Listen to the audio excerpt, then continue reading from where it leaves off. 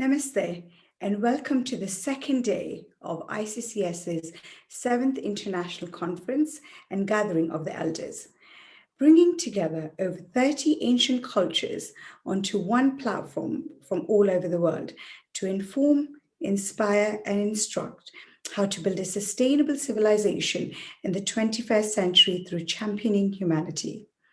We have practitioners of ancient traditions, activists, well wishers, and thought leaders contributing to 26 hours of content spread over the last 2 days.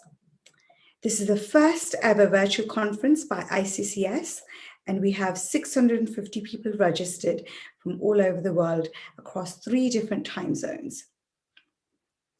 International Center for Culture Studies, ICCS for short as we know it, was set up 25 years ago.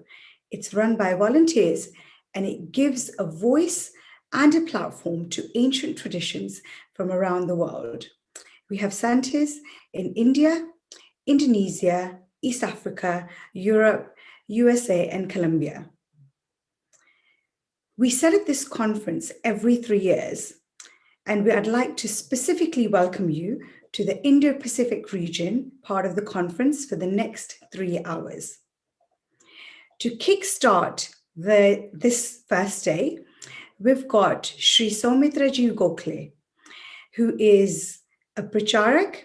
He has a bachelor's in metallurgy from Pune, India, master's in mechanical engineering from Canada. He's a full-time worker for Hindu community and has worked in Caribbean, Trinidad, Guyana, and Suriname since January 2000, and in America since 2004. We are delighted, and it's our honor to have him with us today. He also sits on the advisory board of ICCS and has been working with ancient traditions from across the world since 2008. Welcome to ICCS conference, Saumitraji. Over to you.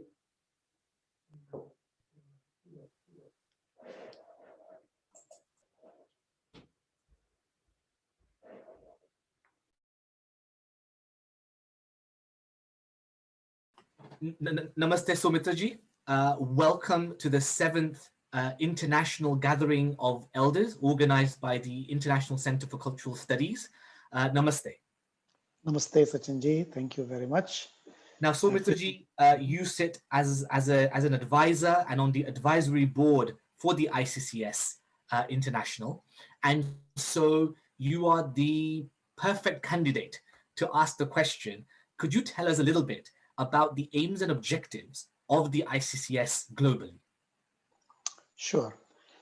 So actually, I feel very fortunate that I have been able to attend all the 7 or the past 6 international elders conferences on the ancient traditions. And this is the 7th one, which is happening virtually. And ICCS, the aim is to get all the people who are practitioners of their own ancient traditions together, to come together, to understand one another, to know about each other, and to try to revitalize these traditions, which have suffered a lot in the past couple of centuries especially. And now we find a movement throughout the world where people belonging to these ancient traditions, they want to go back to the roots. They want to kind of understand their own traditions from their own perspective, start practicing them, and bring that to life. So all such people, ICCS aims to bring them together, not only bring them together, not only to understand, but even to document, study, research, publish, and draw strength from each other. That is also the aim and objective of ICCS, and it has been doing for the past 20 plus years in all parts of the world, whether it is the African traditions, whether it is the pagan traditions in Europe, or the Southeast Asian traditions, or the native traditions in the Americas. And we found that there is a great amount of similarity at least in spirit. The details may be different, but they share a lot of things in common, whether it is the search for truth, spirituality in life, connection with ancestors, a relationship with Mother Earth. So many things are there.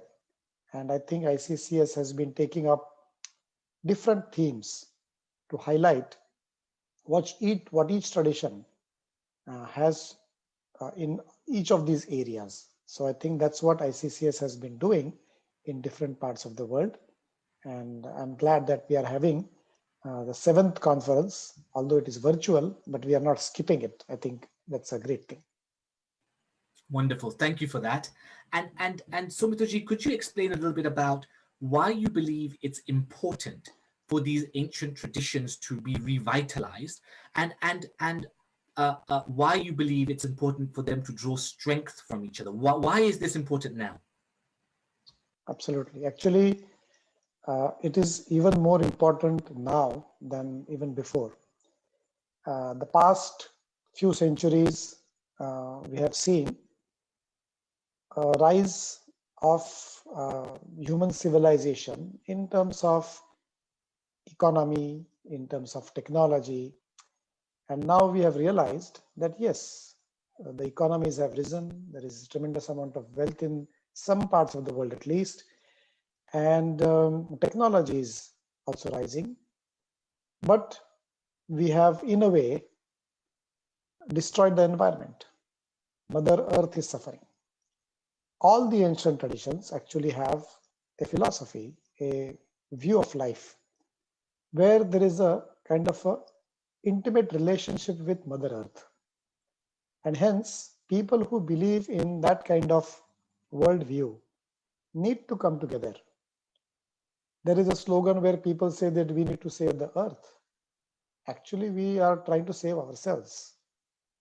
We are trying to serve our Mother Earth, and we will save ourselves. People who believe in this not only as a policy and strategy, but as a value of life, as a conviction in their life, such people should come together. And all the people of the ancient traditions believe in this. The very first conference in 2003, the Elders Conference rather, one of the slogans that was given is "Children of Mother Earth unite." And I think that is extremely important in today's situation. Also, all these traditions during the colonial period and even the period before that, because of proselytization efforts, they were maligned, they were attacked, societies were disrupted and destroyed. And now once again, they are trying to revive many of them. It is just going to be very good if all of them come together and share with each other their own efforts, how they have been doing, what are their successes, what is it that we can learn from each other. For that also, this coming together, I think, is quite important. Then all the ancient traditions have a complete view of life, not just one-sided, not just materialistic, not just spiritualistic, but a complete view of life, an integrated approach. And hence, to share each other's experiences in terms of not only individuals seeking of spiritual truths, but how to build the communities, how we can pass on these ideas and values to our next generation. How can they take it up? There are many experiments happening in different parts of the world. Coming together gives an opportunity to share that, learn from each other, and go back with renewed inspiration. And hence coming together, working together to work in our own areas. It is not to say that we have to merge together and become some kind of one group or like that, not necessarily. There will be diversity, because that is also something special about ancient traditions, that they all respect diversity. They believe that there are many paths and there can be many different ways to approach and achieve what we want to do, especially seeking the spiritual truth and hence respecting all the diversity, we can come together, and we can come together to work on common themes, common ideas, uh, to be able to deal with modern human problems. Although these traditions are ancient, their philosophy, their value system is very much applicable even today. And many of those things, if that become the mainstay of our life in modern times, I think it will be really good for entire humanity and the entire human civilization. And hence coming together, working together, learning from each other, sharing with each other, drawing strength from each other becomes extremely important for all these things, I feel.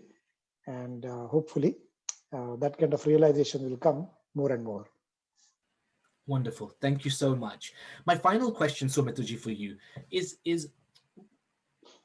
ICCS has been doing tremendous work for over 20 years now, and it is a volunteer-led organization supported by well-wishers and people's good wishes. What are the traits that each of us should be cultivating at this conference that we can take back to our countries and to our traditions in terms of how we should work together, with what spirit? Could you tell us a little bit about the spirit of the volunteer? Absolutely. I think first of all, the genuine interest in knowing about each other, to truly understand from their perspective. That spirit, that open-mindedness is the very first thing that we should do, to be able to so each one of us will have our own way of looking at things, but to be able to grasp what others are also saying about the same thing, I think that open-mindedness is the very first thing. Secondly, feeling that we have something larger to achieve, all of us together. That firm belief that we are here for a greater good. Yes, I believe and I am very proud about my tradition, and I will work hard in my own community. At the same time, I would like all others to do the same in their own community, but having respect for each other and working on common themes which are of greater interest. I think that should be the spirit. So one is open-mindedness, then having the greater purpose in mind, that is definitely there. Then many times there may be, things that come in the way of working together. Could be over attachment to my own view, maybe individual egos, sometimes even collective egos, how we can rise above them. That is also an extremely important thing. And then not thinking only in terms of any kinds of gains, quote unquote, material gains, but working for something that is beyond our little existence. So I think having that kind of individual purpose, individual higher purpose, I think that should be the spirit of volunteering. And I have seen this in people coming, the delegates who have been to these conferences, or in whichever countries I go. And I make it a point to meet the elders as well as practitioners, young and not so young. And such individuals exist everywhere in all the communities. With that selflessness, that volunteerism will be very, very useful. And that should be the spirit, where we are not trying to talk over one another. We are not trying to prove ourselves better than somebody else. So once that is there, I think this world will be a much better and peaceful and harmonious place. All the ancient traditions have that kind of spirit embedded in their cultures. And that is why all these people coming together, actually it is not very difficult. Yeah, maybe the geographical distance keeps us, or the, some of them may not have the resources to do it. But now it has become very easy. Transportation, communication, and we can really interact with one another with ease. as far as the mindset is concerned, ancient people of ancient traditions can easily work with each other. They already have it in their cultures. It's just that putting that effort, that voluntary effort, and doing it, getting it done, having that kind of drive to do it, if that is there, I believe that this movement will keep growing, and it is already global, but it will become a very strong movement that will come to really help humanity to rise above all the problems that we ourselves have created in the past few centuries. I really believe, I'm quite sanguine about all these people coming together and working together. Wonderful. Thank you so much, Sumitra ji. And thank you for joining us on the conference. Namaste. Thank you. Namaste.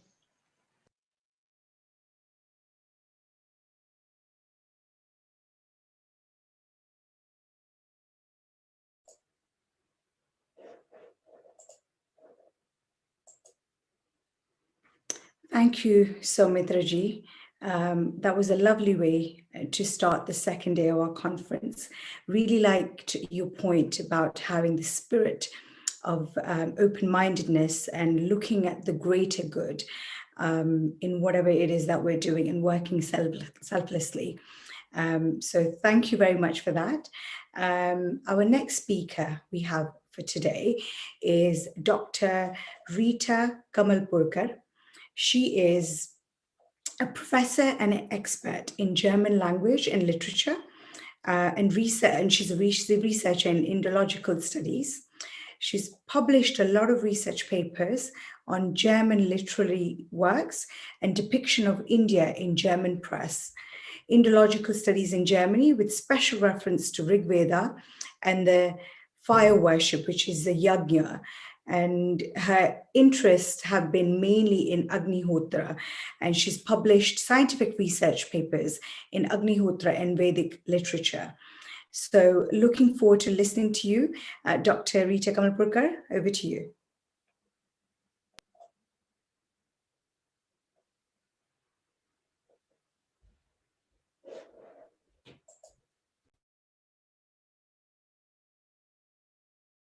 Now here I am going to perform Agnihotra for you, and I am going to show how Agnihotra is performed. This is, as you see, is a copper pyramid. Then I have here dry cow dung cake. I have here some raw rice, unbroken rice grains for the oblations, and clarified butter made out of cow milk. Then I have here camphor sticks. I am going to light the fire. I am arranging these cow dung cake, pieces of cow dung cake in the pot so that there will be a proper ventilation. Then I am putting the camphor and I am igniting now the fire.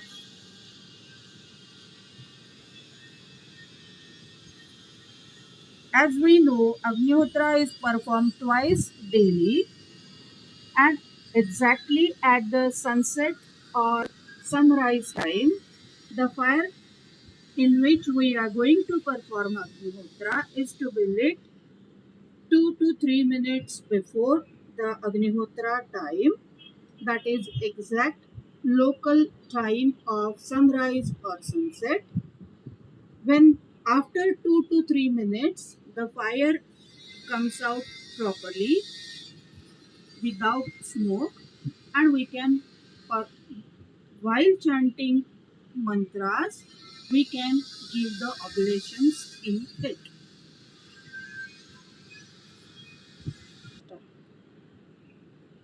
Now you can see the fire is lit properly and the time is nearing for the sunset Agnihotra. I am now mixing the oblation, that is rice grains smeared with clarified butter. I will be making 2 sip portions of almost exact amount, and exactly at the time of sunset, I will be offering my oblations.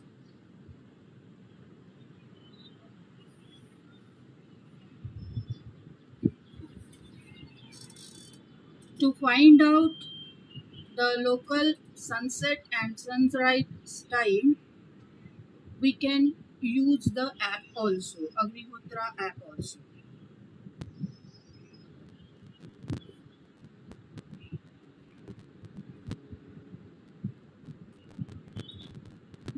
Agnaye Swaha, Agnaye Idam Namo, Prajapataye Swaha, Prajapataye Idam Namo.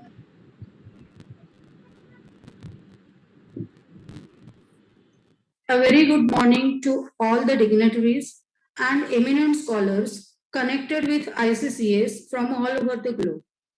This is Ruta Kamlapurkar presenting here some key points regarding the basic yajna ritual explained in the Vedas. This ritual is known as Agnihotra or morning and evening sacrifices.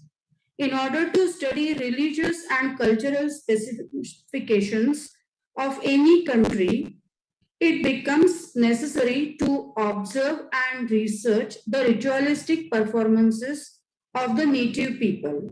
Similarly, while studying the Indian cultural traditions, Vedas, Brahmanas, various sutras, Upanishads, and the Vedic literature have the most important place. Thus, the importance of ritualistic performances and the studies regarding them become inevitable. Basic ritual, according to the Vedic tradition, is yajna. Rigveda explains it in its very first verse. I quote, Om Agninire Purohitam Yajnasya Devam Rutvijam Hotaram Ratnadatamam. The sacrifices are the first original and basic dharma according to Rigveda. It was the first and original way of worship or ritualistic practice. Yajna is the basic religion and is supposed to be followed by everyone. Rigveda explains it emphasizingly furthermore as, I quote, Yajnena yajnamayajanta devas tani dharmani prathamanyasam. Gods worship the Yajna Purusha with the Yajna. For obtaining health, wealth, long life, offspring, cattle, victory, rains, good harvest, freedom from the evil power, total salvations, the offerings are made in Agni or fire. According to Indian religious traditions, the system of yajna was given by the God himself at the beginning of the creation to human beings. It is a link between the gods and the human beings. The ancient people offered their worship to the God or the supreme creator. Man approached God through Agni or fire, who invoked him on their behalf. The rules regarding the performances of sacrifices govern the equilibrium of the atmosphere. The Purva Mimamsa explains Vedas as eternal and apaurushaya, that is, not created by any human being. The religious performance of yajna is explained by the Vedas. The mantras that are to be chanted during the rite are elaborated in the Vedas. Thus, it is called Shrauta religion. Unfortunately, only some part of the original Vedic literature is available now. Information about the sacrifices has been spread out all over the Vedic literature. In the Brahmanas, one can get more details, including instructions for their performance. However, the Shrauta Sutras and the Shulba Sutras or the systematic treatment of the subject is obtained. In the Shulva Sutras, one finds the complete details of the constructional and engineering aspects of sacrifice, like measurements and formation of the Vedi, that is altar. The Shrauta Sutras are the functional manuals for the priests and give the modus operandi of various rites in detail. Yajnas can be classified into various groups. It is most simple classification of yajnas is like this: the regular type of yajnas that are performed regularly. For example, Agnihotra, that is every morning and evening sacrifice. The occasional type of yajnas are performed for special cause or on certain special occasion. And even there is one more type, that is some yajnas are performed with a certain wish. Those are called kamya yajnas. Today, I would like to discuss Agnihotra in details. Offering oblations in the fire twice daily, that is at the time of sunrise and sunset, is called Agnihotra, which is a very simple and easy practice. It can be performed by anyone. Eventually, this rite was developed larger. This elaborated rite was considered same as Agnihotra rite. It got expanded into three-folded form, which consists of three different fires. They are Garhapatya, Ahavaniya, and Dakshinagni. The original Agnihotra rite is explained by the Vedas, and the larger rite of Agnihotra is explained by the writers of Shastras. Eko Agni Purvamasid Aila Prinstan Akalpayan. I quote. The quote complete. The practitioners of Agnihotra were called Ahitagnis. If they had this elaborated form of Agnihotra with three different fires, they had to follow many rules. At the same time, the important thing is that they have to perform Agnihotra every morning at the sunrise and in the evening at the time of sunset. Though with the time, the elaborated rite was understood same as the original Agnihotra, the rite according to the Vedas was very easy, simple and small. The larger rite of Agnihotra did not remain in the daily schedule of common man due to its size, disciplines, rules and regulations.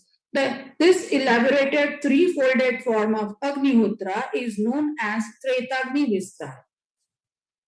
The story of Tretagni Vistar occurs in Bhagavad Mahapurana. In the Treta Yuga, King Aila elaborated Agnihotra fire into three forms. The original form of Agni was one. King Aila has developed it larger into three forms of Agni, that is Garhapatya, Ahavaniya and Dakshinagni. While explaining the relation of Agnihotra with other sacrifices, Bodevitz, a German Indologist, states it is a simple sacrifice and compulsory. It forms the daily confirmation of the relationship between the Ahitagni and its fire.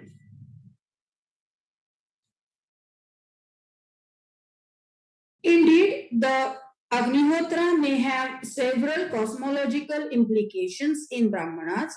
The cumulative effect of all the steps of performance makes one believe that Agnihotra should be something mere than a religious rite. Then let us gather some information about the basic ritualistic practice of Agnihotra. It is stated earlier, Agnihotra is performed twice a day at exact local time of sunset and sunrise. A semi-pyramid shaped copper pot is prescribed for Agnihotra. The pot, that is copper pyramid, should be placed on a fire-resistant place. A small fire is prepared with the cow dung cakes, dried cow dung cakes in the pot. The cow dung pieces should be arranged so that there is good ventilation in the pot. First put small piece below and then arrange the pieces one above the other to have some gap in between them. One can use gugul, camphor or a cotton wick soaked in cow ghee to ignite the fire. Use of any petroleum product should be strictly avoided. For oblations, rice grains and clarified butter are required. 30 to 45 grains per oblations are sufficient. It is almost 2 pinches of raw unbroken rice grains smeared with clarified butter made of cow milk. 2 or 3 drops of clarified butter are sufficient. Then with the right hand, give the offerings in the smoke-free fire. The oblations are offered while chanting 2 Vedic mantras. They are easy to articulate. You can see on your screens the sunrise mantras and sunset mantras. Every time after saying Swaha, put the oblation in the fire. These mantras of morning and evening sacrifices occur at first place in Yajurveda. Then they are found in various Brahmanas. They are in Ashwalayan, Parashara and Gobila Gruhya Sutra. As Gobil Gruhya Sutra refers, these mantras occur in Ashwalayan Gruhya Sutra as the part of mantras of Aupasan Homa, that is regular rituals. Then they are referred in the official scriptures regarding Nitya Karma and regular rites. According to Yajurveda, at the time of creation of the universe, Prajapati created the Agni at first. Hence, offerings in the Agni should be the first rite, decided Prajapati. It says further, at the sunset, the offerings are obliged to Agni and Prajapati. At the sunrise, the glory of Agni is transferred into sun. Thus, offerings of morning are for sun and Prajapati. Yajurveda further says that after oblations, certain mantras regarding Agni and sun are to be chanted. It shows that the offering 2 oblations in the morning and 2 in the evening was Agnihotra rite that was followed originally. The fire worship is the basic religion and at the same time the important medium with which the basic foundation of life becomes strong, wide and everlasting. In addition to that, everyone can perform fire worship. There is no prerequisite. One who has got a wish to perform can offer libations in the fire. I quote, Upatva agne dive dive doshavastra dhyavayam namo garanta emasi. The references of morning and evening sacrifices are found in the Rigveda in the first mandala. This is very significant. The Rigveda describes the effectiveness of fire worship from its beginning. While explaining the results of yajna done every evening and morning, Atharvaveda explains, Sayam Sayam Gruhapatirno Agnihi Pratah Pratah Saumanasasya Data. Pratah Pratah Gruhapatirno Agnihi Sayam Sayam Saumanasasya Data. It says the Agnihotra that is performed in the morning keeps the mind fresh, enthusiastic, and happy till the evening. And the Agnihotra performed in the evening keeps the mind fresh till the morning. Saumanasasya, which is cheerfulness of mind, will not be possible unless one is relieved of both physical and mental anxieties and the stress therefrom. The dynamic energy of mind is thus set into action. In these words, the religion is explained in detailed manner in the Vedas. The basic original religion is expressed in a simple language. The behavior and the lifestyle according to this basic religion is also simple and easy. But at the same time, the practice leads towards achieving the ultimate goal of the life on this earth. The Agnihotra rite is emphasized everywhere in the Vedas and in the Vedic literature as the easy and simple ritual. The equipments that are required for Agnihotra are affordable to every person in the society. There is no bar between caste, creed, color, religion, and sex. Anyone who can sing the mantras, who can follow the discipline of time, can perform Agnihotra daily. Here, Agnihotra is discussed with the ritualistic views, as many people love to know where exactly one finds the references of these sacrifices in the ancient scriptures. Today, many scientists are working to find out the effects of Agnihotra Yajna with the yardsticks of natural sciences and modern technologies with all the possible dimensions in various parts of the globe. Some of the important researches are undertaken in Germany, India, America, Poland, Chile, and in some other countries with a scientific approach. All these researchers show the usefulness and importance of sacrifices in various ways and angles in the daily life of common man all over the world. It is a proven powerful solution to pollution according to the scientists and scholars. Hence, many people have started adopting this as their lifestyle. I thank you all for listening me patiently. I thank the organizers of ICCS for giving me an opportunity to express my views. Thank you once again.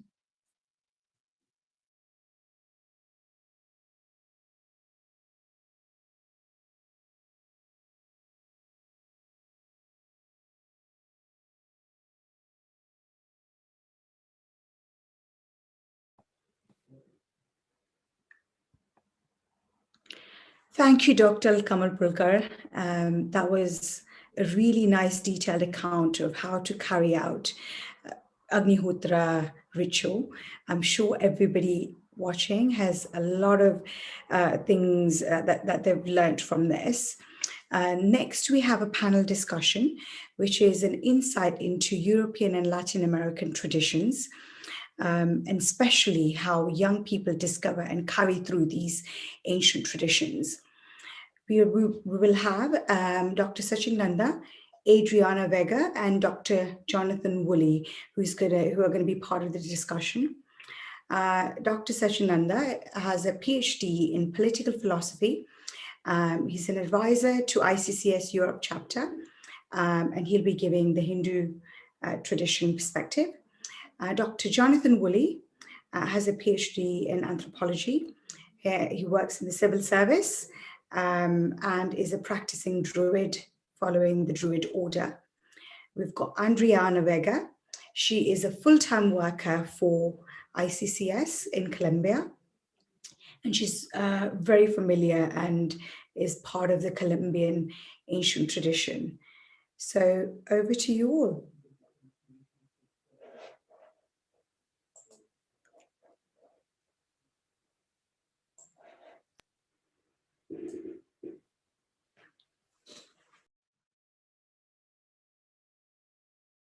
Namaste, and I'm delighted to join you all this morning for the Indo-Pacific session, where we will explore traditions from Europe and the British Isles in particular, and also South America, Colombia in particular. I'll have two wonderful guests joining me, and we'll be having an open conversation with each of them about the respective traditions and their personal journeys into discovering the value of the ancient traditions. My name is Dr. Sachin Nanda, and I am part of the ICCS team in the UK. And it's my pleasure to introduce you to Dr. Jonathan Woolley. Jonathan is a dear friend, first and foremost. He is a part of the Order of Druids in the British Isles. And he is an anthropologist also by training. So Jonathan, welcome. Thank you, Sachinji. It's an honor to be here. Great. And with us, joining us, is Adriana. Adriana G is from Colombia, and she is also a full-time worker for the ICCS in Colombia. And Adriana G works very closely with the elders of South America and Colombia in particular. So Adriana, welcome. Oh, thank you, Sachinji. It's very nice to be here. Pleasure. And it's great. Thank you guys for joining us. And so what I want to do is we are talking, our audience are basically everybody who lives kind of in Southeast Asia, all the way up to Japan and New Zealand, right? So Britain and Colombia are a long way away, right? And yet ancient traditions have existed all over the world, right? Where as long as there's been humanity, there's been these old traditions. And so what I wanted to do was have a little bit of an exploration with both of you and really just ask, maybe if I can come to you, Jonathan, first, and then maybe Adriana, I'll come to you. But I wanted to ask a little bit about, tell us a little bit about yourself, Jonathan, firstly, in terms of your upbringing. Were you born into the tradition, or did you discover the tradition of, the Druid order? And what is the journey of most practitioners of ancient traditions in the UK? Like, what is their journey? How do they discover their particular tradition? Thank you, Sachin. So a little bit about my journey. It would probably start at a very young age. If you speak to the average druid or witch about their experiences, they'll often say, "Oh, I've always been a witch," or "I've always been a druid." What they mean is that ever since they were very little, they've always encountered spiritual beings. They've found fairies at the bottom of the garden. When I was a little kid, I always used to sort of make potions and want to go out and play in the forest. And it's those sorts of connections which really kind of sort of reach maturation and fulfillment with our spiritual practice. But in terms of a broader kind of, was I brought up a druid? Absolutely not. So I was actually raised a Christian. My mum's Christian. My dad is an atheist. And in fact, that's very similar to most sort of European sort of followers of nature spirituality. We tend to discover it in the course of our adolescence. So I found out about the existence of the Order of Bards, Ovates and Druids when I was about sort of 14 or 15. And it was actually partly because I was reading about these sort of books. They're actually sort of fiction, so they're sort of a comic book where one of the main characters is a druid. Had a great white beard and had tremendous magical powers and was very wise, and I was very impressed with him. And I was always very sad because I thought that the druids didn't exist anymore. And until like a friend of my mum's mentioned that actually there were druids, and they met at Stonehenge, which is a great sort of sacred site in south of England, every year at the summer solstice. And I got really excited and I started looking them up online. And I found my current order. I didn't join until much later, when I was about sort of 21. But a lot of people I started getting interested in that form of spirituality and started practicing on my own from about that point. And I think that's very common for people in my tradition. There we're still very small. So there aren't many druids, there aren't a huge number of witches, but we all and there are people who are starting to be born into the tradition, but it's very much very much the norm to join the tradition from outside. So as being brought up a Christian, I was actually confirmed in the Church of England, or as an atheist. And then you became a heathen. I became a heathen, yes. My vicar never lived it down. So Adriana, tell me a little bit about your childhood, and particularly how you discovered the tradition of the elders in Colombia. Mm-hmm. Yeah, so here in Colombia, we have about 102 indigenous ethnic groups. I was born in a location where it used to be one of those, and when we were colonized and it disappeared, that community, the Muisca community. So in my personal path, it has been about since my childhood, and thanks to my parents as well, like a reconnection with my roots, considering there are many sacred territories and different things that they left for us, and so it has been quite easy in a way for us to acknowledge that there were certain communities here living behind, like before us, and also a very important knowledge regarding the medicinal plants. And so in my personal life, that has been my path to reconnecting through the plants, and so that has been a way. So yeah. Brilliant. And that's interesting, right? Because straight away I can see that what you're saying, Adriana, is that you kind of grew up in the atmosphere. It was kind of all around you, that you knew that there was something older that existed once upon a time, right? It was kind of what was it, in the landscape? Could you tell, like, in sort of the names of the mountains or the forests, or how did you know that there was something older than this? I would say then one is the language. Like, so of course we speak Spanish here, but we use certain words and things that are not Spanish and represent that language, like Quechua language from here. So that's a very powerful way to bring the vibrations that used to be here, and that's a way to recreate them. So that's one thing. The other thing is the artifacts, like the potters that we use, like for cooking, the way like the houses and the constructions traditionally our constructions are made. So all the little things that that has been a way to remember how we used to be in the past. And the music as well, that's another very, very important thing. The instruments that we have here, that are pretty much lots of flutes for the mountains and all these things. So I guess if we really wanted to reconnect with our ancestors, there are many things around us that can help us to remember.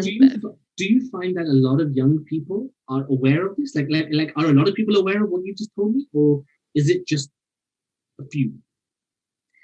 Oh no, we're definitely are more and more, because of course we are in a global situation where we are realizing that that's the only way that we can bring back the values and things that we really need to bring back, so we live in a better way. So yeah, it's a community. I would say there's a community of young youths, families that are deciding that that's a path, and that means a lot to grow our own food, to live in a community, to organize ourselves, but from the community perspective, which that's something that we lost it.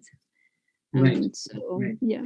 And Jonathan, I suspect you can resonate with quite a lot of that, right? Because so what would be the language of the Druids? Right. So, so the Druids so the ancient Druids would have spoken a number of different languages. They would have spoken Gaulish, which was the sort of Celtic language that was spoken in France about 2,000 years ago. On the island of Britain, where I am currently, they would have spoken Brythonic and maybe Pictish up in the north. And then on the island of Ireland, they would have spoken the ancestor of Old Irish, which is a language which is preserved, which evolved into modern Irish, obviously, but that form of Irish is preserved in medieval manuscripts in the same way that descendants of Brythonic are preserved in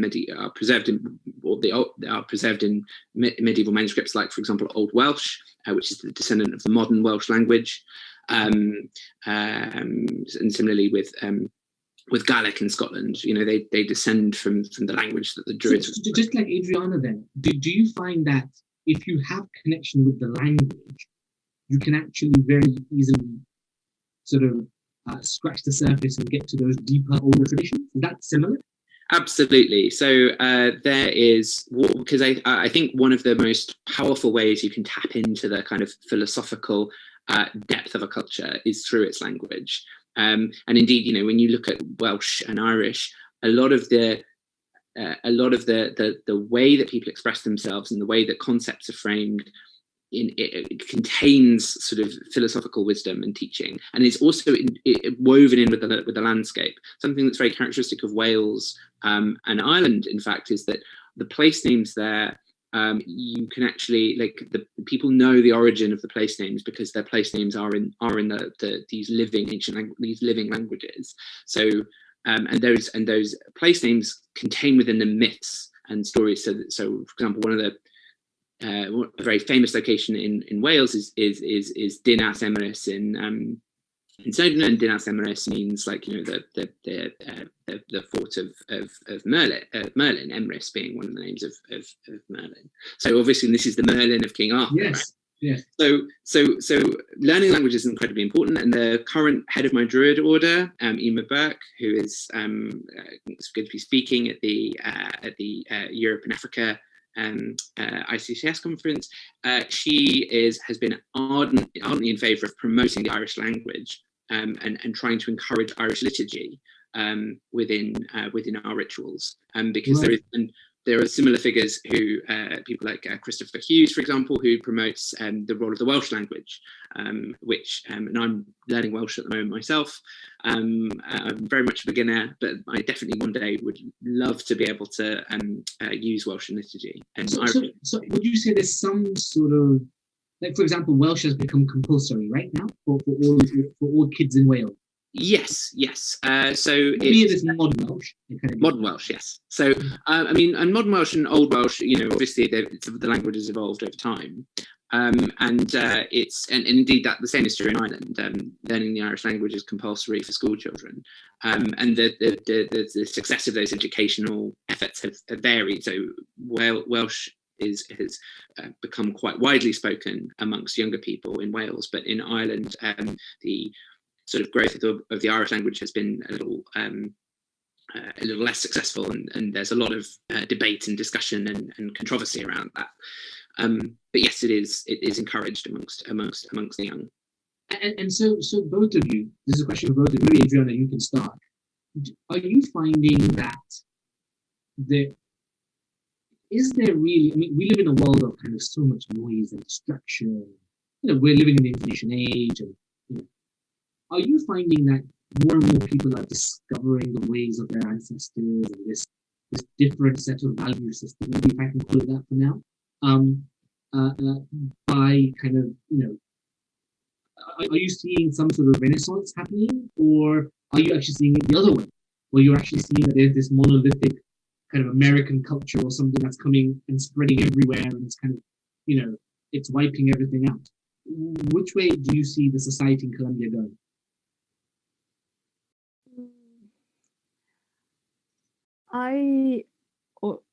I would say we feel that this, of course, this pandemic has helped us a lot to realize that there is something that we needed to pay attention, and that the direction of to where we should be paying attention to is to our elders, our elder brothers, we say here. From our worldview, we say that for us the future is in the past, and so I think that's for us that is super clear now, like the direction of how we should be start co-creating our reality. It has a lot to do with the past, and So it makes sense. It is making sense. Yeah, could you explain that a little bit for our listeners? When you say our future is the past, just tell a little bit more about what you mean. So this is a teaching from our elder brothers, and they said you can see, you don't know how the future looks like. So if you can see the future, that means that the only thing that we can see in the future is in the past, because we can see the past, but we have no idea what is the future like. So that means that it doesn't exist. So yeah, that's okay. And it's really interesting, because that kind of brings it onto the notion of time, right? The ancient traditions have a unique way of experiencing time, right? And for example, I know within the Hindu tradition, time is cyclical, right? Time is cyclical, and it's sort of, it doesn't mean that what's happened is going to happen again. It means that in some sense that things find their way about in this sort of spiral of life, and everything in life is interconnected through these circular movements. Is that similar in kind of the Druid order, Jonathan? And what's their notion of time there? Do you have any idea? Yeah, of course. So, I mean, one of the main sort of motifs, I suppose, of modern Druidry is the Wheel of the Year, which is the cycle of the seasons that you have in some temperate parts of the world. So summer, autumn, winter, and spring. And in that cycle, we see also the cycle of any kind of process where, particularly the cycle of the human life, from sort of from youth through to adulthood, to old age, and then death, and also the cycle of a creative project, or indeed, the rise and fall of nations. You can see there is a great deal of symbolism that's held in that yearly cycle, which repeats every year.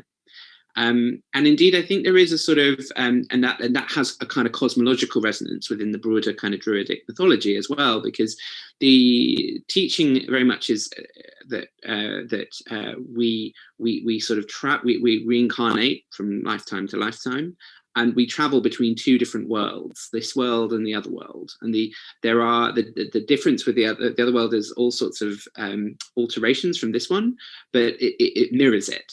So, for example, there's this old tradition that the Celts would mourn a birth and celebrate a death, because they were mourning the death of the person in the other world, right, once they were reborn as a child in this one, and then they would celebrate a death because the child is being because a child has been born in the other world. So there is a beautiful. And that. Yeah.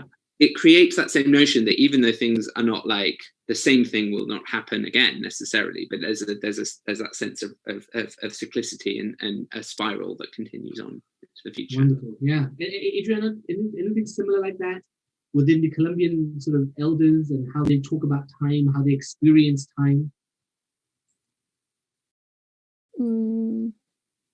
Yeah, just as I was saying before, like about the idea that the future doesn't exist, of course, and the only thing that we can see is in the past. And so that means that it makes them more conscious of what we do in the present, because immediately we can see what are the results. And yeah, so That's, Okay. No, yeah. that's useful. I suppose. So one of the things that really sort of always, one of the key central themes about this conference. So I know that in the Indo-Pacific region, a lot of the ancient traditions are challenged. They're facing a very challenging ecosystem, right? Where, as we are talking about kind of, an environment where kind of more and more people may be discovering these old ways and these old wisdoms. In the Indo-Pacific region, it seems the other way. It seems like, there is a real challenging environment for these older tribes. And I suppose one thing is what is there anything that binds these ancient traditions together, and why do you think it's important that we kind of do these sorts of seminars and exchange these sorts of views? And because the cynic could turn around and say, look, guys, humanity's existed for millennia, and people come and go, and every tribe, as they've developed, have created their own religions and their own customs, and according to their environment and their socioeconomic setup. So ultimately, everybody is just kind of organically growing. There is no inherent wisdom underneath this all. It's just time dependent. At a particular time and moment, it was great and they flourished. And then when those ideas became out of date, they diminished. I just want to kind of get you guys to kind of reflect on that comment. And is there anything timeless about this? And if there is, what happened in Europe and what happened in South America with this timeless wisdom? Why has it become so peripheral rather than in the center? So Jonathan, do you want to go first, maybe? Yeah, of course. I mean, so there's a sense of why the timeless wisdom has become peripheral. I mean, obviously, we're dealing in Europe with a landscape which has been characterized by the spread of Christianity over 2,000 years. And the thing that has characterized many forms of Christianity over that time has been various forms of intolerance for other ideas and other ways of seeing the world. That's not inherent to Christianity by any means. There are many tolerant Christians, and indeed many of the people who have transmitted the ideas that now form the essence of Druidic practice today were Christians and followed within that tradition as well. But the way they defined what was inside and outside varied relative to what certain other Christians might think. So many of these ideas have been passed on by Christians, but there is this kind of, a lot of them became, I guess, controversial in a way that they wouldn't be in, say, India. And Could you give an example? Could you give an example? Like what kind of ideas became controversial for you? So one was the idea that the landscape is full of spirits. The idea that there are many different spiritual agencies that represent different aspects of creation. That became very controversial. Many different rituals became very controversial if those rituals were not sanctioned by the church authorities. Things like certain kinds of sexual relationships became very controversial and very fraught. Certain kinds of representative art became very controversial. So essentially, and it varies around, but generally speaking. Jonathan, you seem to be hinting towards, and correct me if I'm putting words in your mouth, but you're suggesting almost that somehow the elders, the ancient times, had a more plural outlook in how they experienced nature and how they experienced themselves. And what you're effectively saying is then with the kind of spread and the hegemony of the church, that plurality was lost into some sort of singular notion of... Right. I think probably the key word is authority, right? If you identify something as a singular authority that can determine what is and is not okay, that empowers small groups of people to essentially dictate that to others. And I think so. It may well have been the case that in ancient. I mean, we don't really know. We don't have written records written by practicing pre-Christian Druids. We don't really know what people at that time were thinking in terms of nature spirituality in their own words. So even though they may have had their own opinions about what was right and what was wrong, they didn't see it as necessarily being their responsibility to they didn't see themselves as having a divinely sanctioned responsibility to restrict what other people did and said. There was much more of a spirit of acknowledging difference and accepting difference, I think it's fair to say. And they didn't have that sense of authority. Whereas I think within many, as soon as you start to sort of evolve towards a very authoritarian spiritual mindset, regardless of what the actual ideology is, that's when you start to see these sorts of certain things that are deemed to be distant from what that authoritarian mindset would sanction start to become marginalized. Yeah, no, understood. Trying to say the same sort of question for you. Why is it that how is it that the wisdom of the elders has become so peripheral, so almost forgotten, right? Like it's not mainstream society anymore. At least I don't think it is. Correct me if I'm wrong. Why do you think that is? What happened? Well, many reasons. I think that we just lost the north of the purpose of our lives and why we're here for and why we inhabit in the territories where we live. Like, of course, there's a clear disconnection that we started to experience with nature, with our surroundings, and so that distance it's like we're blind, because the closer we are with the other living beings, the closer we understand why we're here and how we can cooperate better with all of them. And so why did that happen? I don't know. I mean, I guess that's something that we needed to live, and I'm not going to blame that circumstance where we are right now, because we are here and we are blessed, and we have our families, and the water is still there, and the mountains and the landscape. We're blessed. We just need to learn from what Mother Earth is teaching us right now, and since last year as well, and yeah, this is the moment for us to realign ourselves, and yeah, there's so much to do, and Mother Earth is giving us the chance. And so the possibility now, I would say, is to exchange the little knowledge that we still have from all our territories, because there's so much knowledge, especially in the techniques from our different cultures, ancient cultures. There's certain techniques around food, around how to build our houses, how to, all these little daily activities that we need as a humans. We need to exchange that knowledge, because we need to remember how we can be sustainable, self-sustainable, and that's something that we as this generations we don't have that knowledge anymore. So this is the challenge, and this is also the motivation right now, and I think that's why also all these activities and practices and experiences are starting to be popular again. And it's for the good of all. Yeah.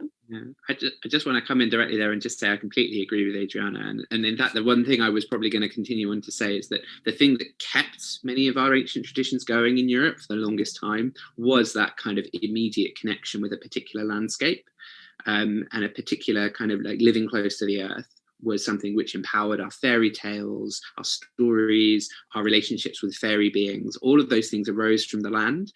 And when you really started to see them decline was actually from the 19th century into the 1950s, where people decided that they didn't want to be connected with the land anymore. That was what poor people did. Instead, they wanted to buy dishwashers, and they wanted to buy, all these mod cons that they'd imported from abroad that were symptomatic with a better life. But my grandmother was was very much a member of that generation, and so she can't remember any of the wisdom that she was brought up with as a kid, because she just totally bought into a ideology that was separated from the land that she grew up on. And I think getting back to that is critical. Wow, that's really fascinating, right? Because that's very recent, Jonathan, right? You're talking about sort of 1950s. Yeah, but it's so recent. And I wonder if Asia is going through that kind of change, that rapid change now. So one of the things that about I guess consumerism and a consumer culture is it all hinges on this kind of this image of a better life, right? You know, like soap operas are often sort of sold around the world, and people see these kind of glamorous images of how the rich live, and everybody wants that, right? People see that and think, wow, you know, life is going to be so much easier and so much better. And in many ways, it does become easier. And I don't think we should try and stop people from getting access to that. But I think what really becomes harmful is where that, because it's never just what's presented is never just a better lifestyle where drudgery is gone. What is also presented is a particular type of aesthetic, a particular type of set of values, a particular set of ideas, and a particular culture, and it's essentially it's a culture which is distant from the earth, and that's by design. Often, a lot of the people who come up with those ideas want people to be separated from these life-fulfilling traditions because it means that they're more likely to buy more stuff. You know? Yeah, absolutely. Yeah, and it kind of drives the consumption economy. Right? So, yeah, no, absolutely. I can value and understand everything that you said there. I suppose I'm just conscious of time, and what I want to get both of you to reflect on, if I may, is what would be your message to our brothers and sisters who are in Indonesia, in New Zealand, in Australia, in India, Nepal, Bhutan, Thailand, Cambodia, Vietnam, all these places people are right now listening to us. What would be kind of your message, and from your experience, this is in the sense of, I suppose, the things that we as ancient traditions ought to kind of learn from each other and contact one another, to stay in that touch, because together we are stronger, right? And that plurality. So I just wondering, what would be your kind of key messages to our listeners, especially from the experience that we've had in Europe and we've had in Colombia. So Adriana, do you want to go first? Like, what would be the key message you'd like to give to our audience? I think that the core problems that we are facing in each territory are quite similar, which means this opportunity of gathering or exchanging and connecting to others has a lot to do with sharing how we are dealing with all these problems locally. What are the things that we are doing in order to give a solution to that certain problem? So I think right now we're in that circumstance.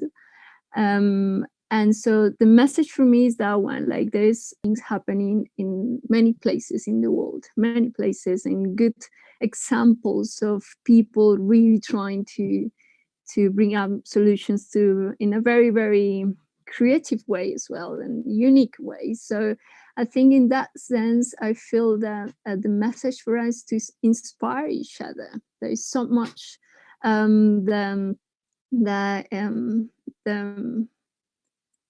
is going on in our territories, and we now have these platforms, these now virtual platforms to share, to exchange. And so I think in that sense, we are very rich at the moment.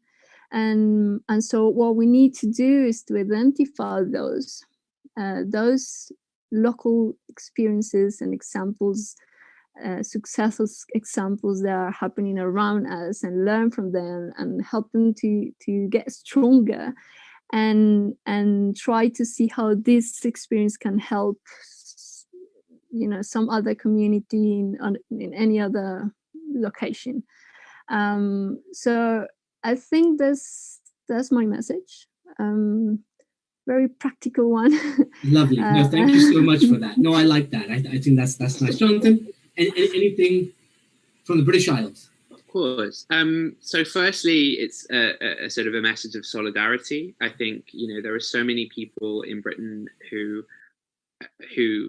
you know, despite our modern lifestyles, you know, and we still have so much love and affection for ancient wisdom. And I also want to sort of make a sort of message and be, in a way, I'm living in a society which is, to some respect, like further down the line of the disappearance of these forms of ancient wisdom. And I'm having to live in the reality of that. I'm having to live through that absence, and I have to live with that loss every day. And it's very alienating and very sad. So in a way, I would say that they, you know, I would say, you know, take heart, hang on, keep your traditions alive, because even if your current children or grandchildren are not interested, remember my experience with my grandmother, right? I'm only 2 generations after her. You know, if her grandparents were looking at her being like, my God, she's not interested in any of our old stories, then they would think it would end with her, but it didn't. I'm here, right? And I think just the period where people become captured by the alternative to embedding in these ancient wisdoms is actually very brief, right? So don't if your children and your grandchildren aren't listening, still keep the message going and keep it for your great grandchildren, because they will see its value. They will know, because they will live through its absence. Thank you so much. That's wonderful, Jonathan and Adriana. So, guys, look, I'm conscious of time. I think we've come to the end of our time. Really enjoyed that conversation, and I think it will give a very different perspective to our listeners in this part of the world as to what's happening in the other side of the world, literally. And I think there's a message of hope there, right? That actually, you know, we can learn the idea of localism, right? It's right in front of us sometimes. And how do we absorb that? How do we inculcate that in our lives? And Jonathan, your message absolutely spot on, right? I couldn't agree more with you. I think a lot of people will resonate with that message everywhere. So I hope all of you have found this 45-minute exchange interesting, something different to contemplate and mull over. And I hope we have given you a small snippet as to the kind of activities and the kind of resurgence that is happening in other parts of the world when it comes to the ancient traditions. So I will sign out now. My name is Sachin Nanda at the ICCS conference. Namaste.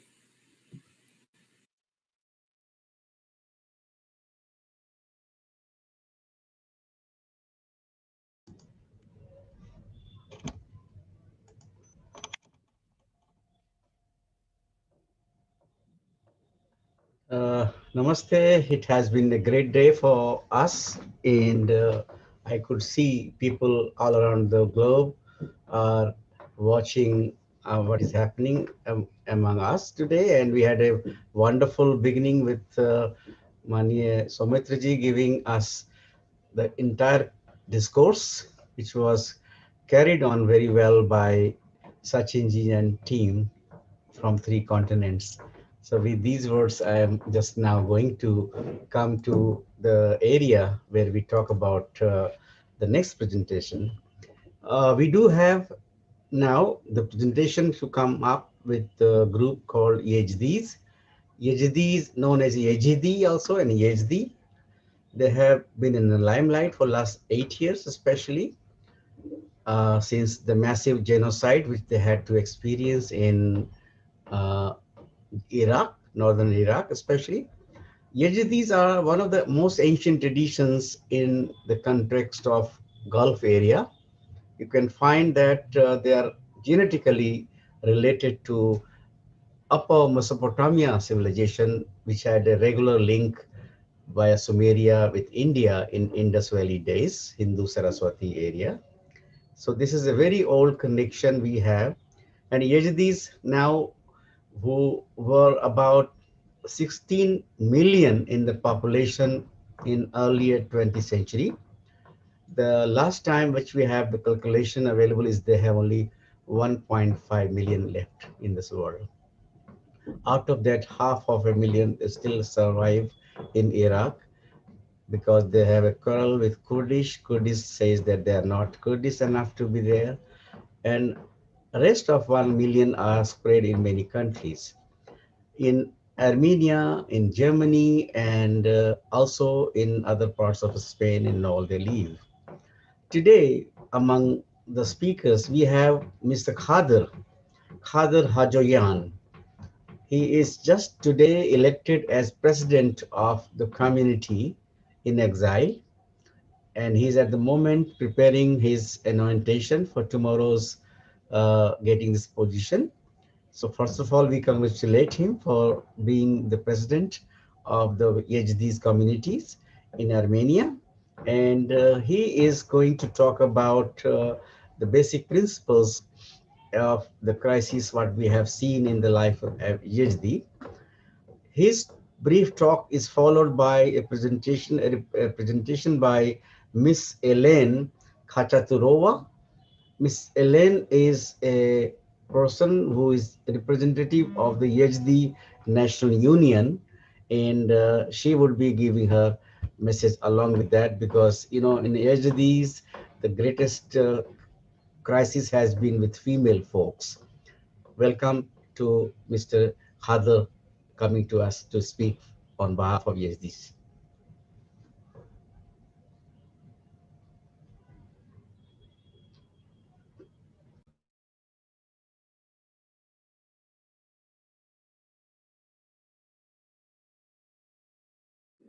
Hello there. So I am Khader Hajoyan, I'm the acting president of the Yazidi National Union. Today the Yazidi people celebrating his one of the big holidays related to the holy Khadr Nabi Khadr Ilyas. So for the first I want to congratulate to the all Yazidi people on his great day.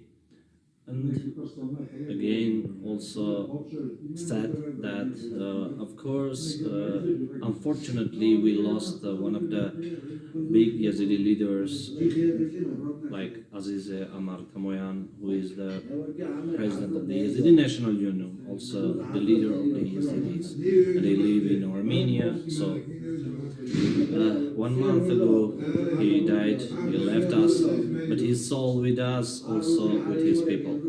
So today the Yazidi people have many problems related to his development, also of culture. How you know that from the 2014 Yazidi people had been subjected to the genocide by ISIS. So till now, the genocide are continuing, and we have more than thousands of Yazidi in captivity. So in captivity, our girls were till now under the hands of terrorists. So also we call to the international community to stand with us, with the Yazidi people, to save our people. We have more than thousands, hundreds of thousands of Yazidis who are in their homeland, especially as a refugee. So they left their homeland.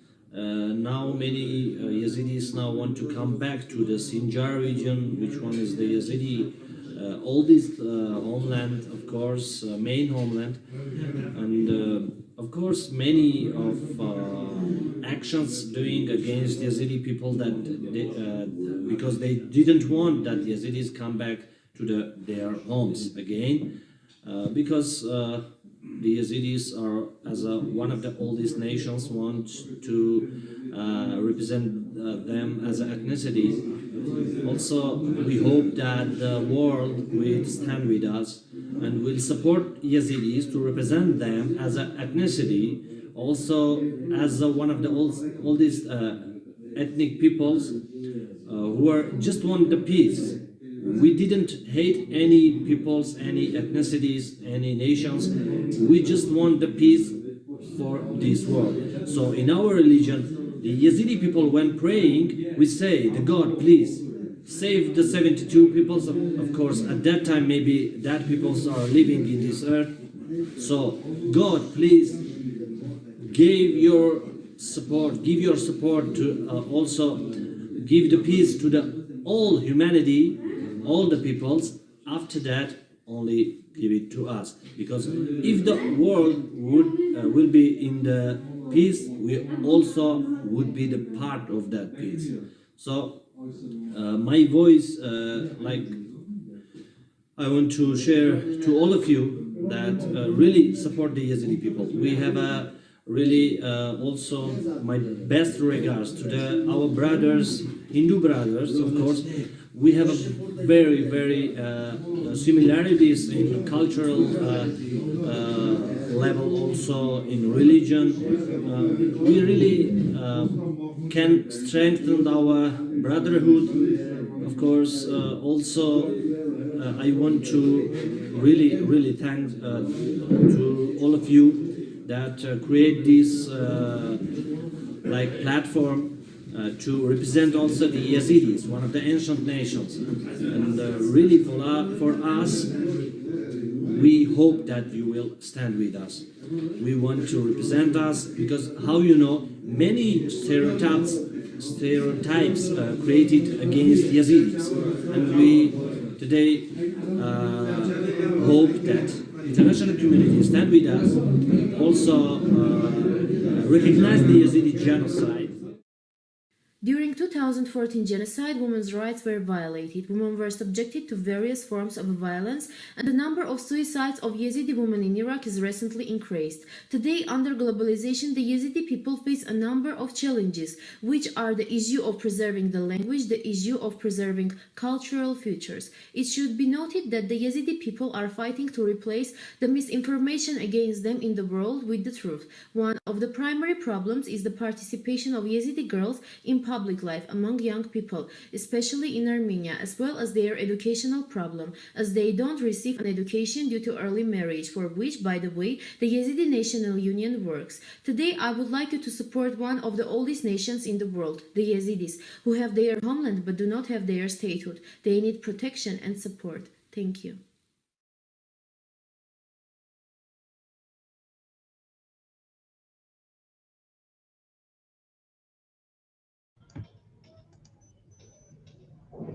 Thank you so much, our Yazdi family. And with crisis of Yazdis, we feel very low.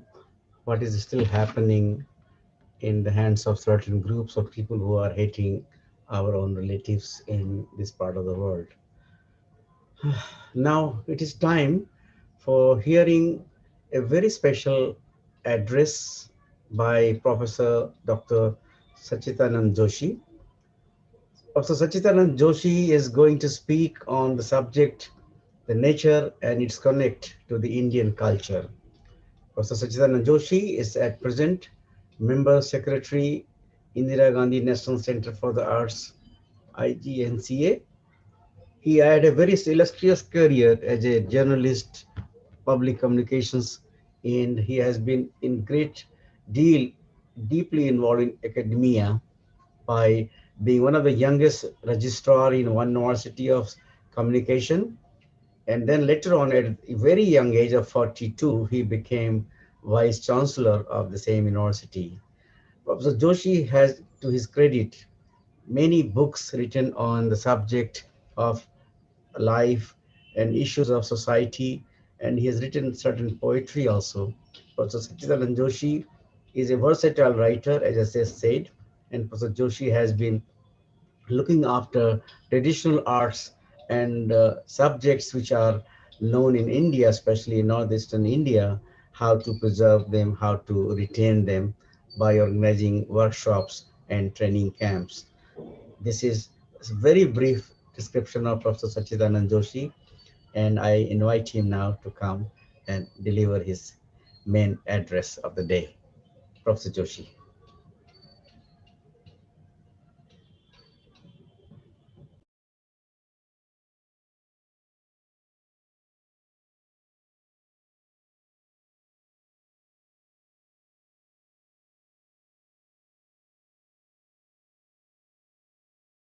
असतो मा सद्गमय तमसो मा ज्योतिर्गमय मृत्योर्मा amrutam gamaya.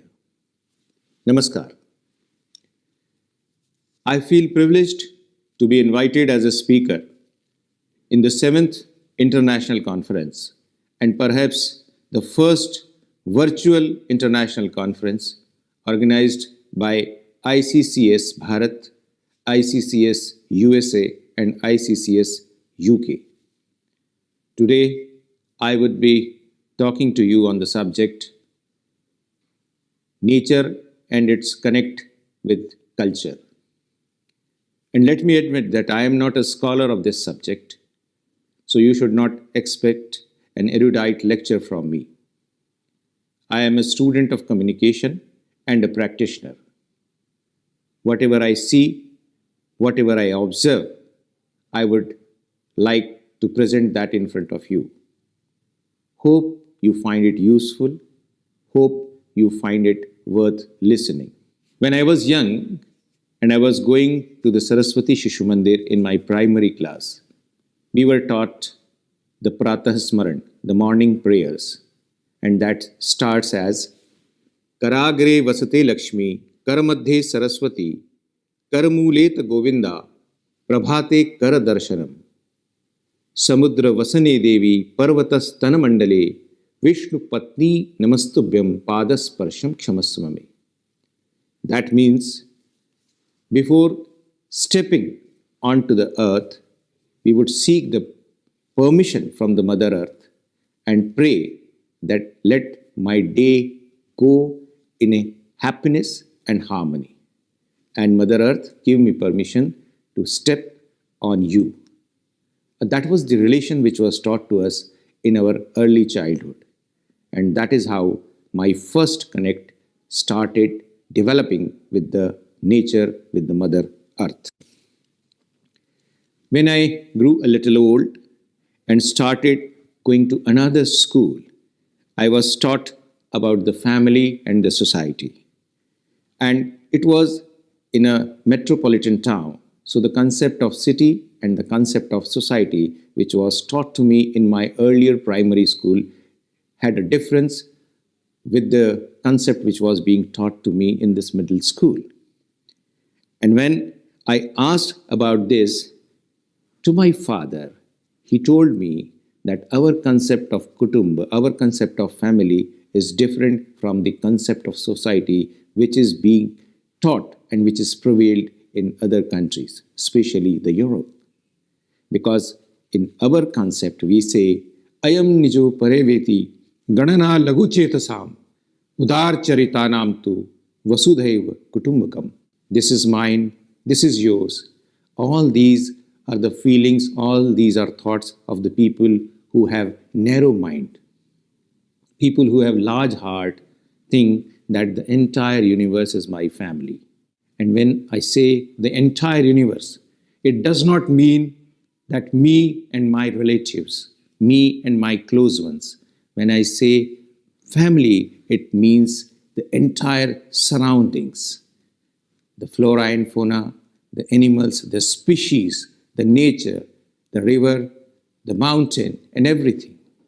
And that is what comprises the kutumb in our concept. So the concept of holistic kutumb was developed in our earlier childhood. It came from our Shastriya traditions. It came from our culture. So we had some kind of relationship with the trees, with the plants, with the animals who always remain all around us. We never thought that we are the masters and they are somebody who are working in our possession. That gives a feeling of coexistence, coherentness with the nature, with the mother nature, with earth. When I become little older, Yagyopavit was performed on me. We know Yagyopavit is one of the important sanskars of solar sanskars. And let me clarify that this is not only a Brahminical tradition, but it is prevalent in all castes in India. Because it is not something related to Shastra, but it is something related to the humanity.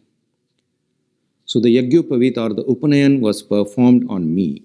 And then I realized that what is the ritual which was performed on me or performed by me was related to nature only.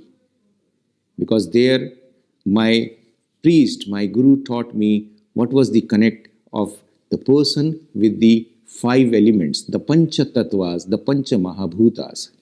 And these 5 elements, which starts from the Akash, that is space, Vayu, that is quark, Agni, that is energy of fire, Jal, that is water, and Prithvi, that is matter.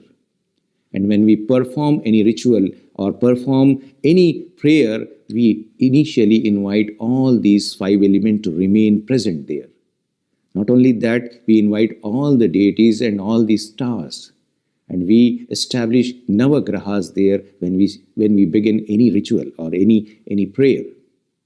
So that also gives me the connect, that also gives me the feeling of connectivity with this entire universe, with this entire Mother Earth.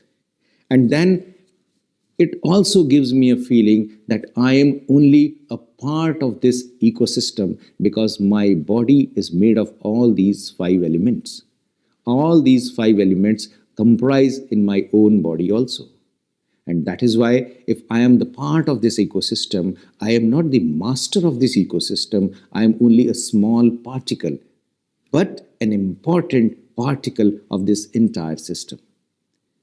That also gives me a feeling, a sense of belongingness, a sense of responsibility, a sense of association with this nature. In my Yajnapaveet, I was also taught the Gayatri mantra, and that states as Om Bhur Bhuvat Swaha, Om Tat Savitur Varenyam, Bhargo Devasya Dhimahi, Dhiyo Yonah Prachodayat. This is the mantra which gives me immense energy. This is the mantra which gives me immense moral boost up. This is the mantra which gives me immense confidence to survive on this earth, not only survive, to live happily on this earth. If we try to translate it, it goes like, O Divine Mother, our heads are filled with darkness. Please make this darkness distant from us and illuminate us. And if I go deeper into the meaning of this, if I go little deeper and realize what is the sense and what is the connect of this important mantra with myself and with the Mother, I come to know that the deeper meaning of this is, O thou existence absolute, creator of these dimensions, we contemplate upon thy divine light. May he stimulate our intellect and bestow upon us the true knowledge. And what is the true knowledge? And what is the essence? The true knowledge is the sense of my existence along with this earth, along with the Creator, along with the nature. And that kind of relationship is being taught when the Yajnapaveet or the Upanayan is being performed on a child. That also gives me the sense of responsibility, because people think that now you are grown up enough to understand the responsibility of taking care of this Mother Earth.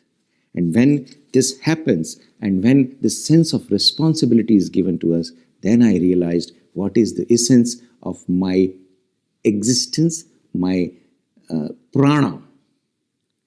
Because when I was asked to perform Naivedya, before taking food, priest recited a very nice mantra. He says, Om Pranaya Swaha, Om Apanaya Swaha, Om Vyanaya Swaha, Om Udanaya Swaha, Om Samanaya Swaha, Om Brahmane Swaha.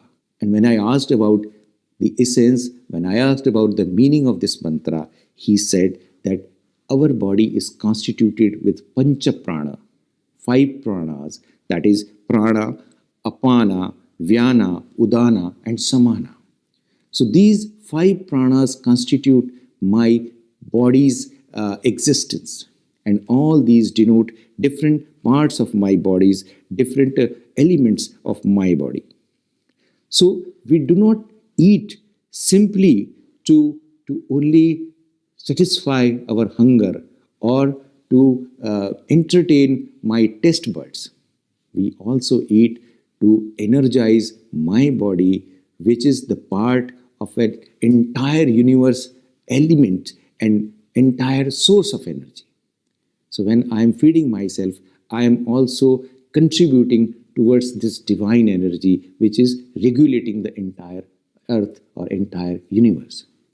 If I eat with that feeling, then only I realize that even eating is an important divine part of my life.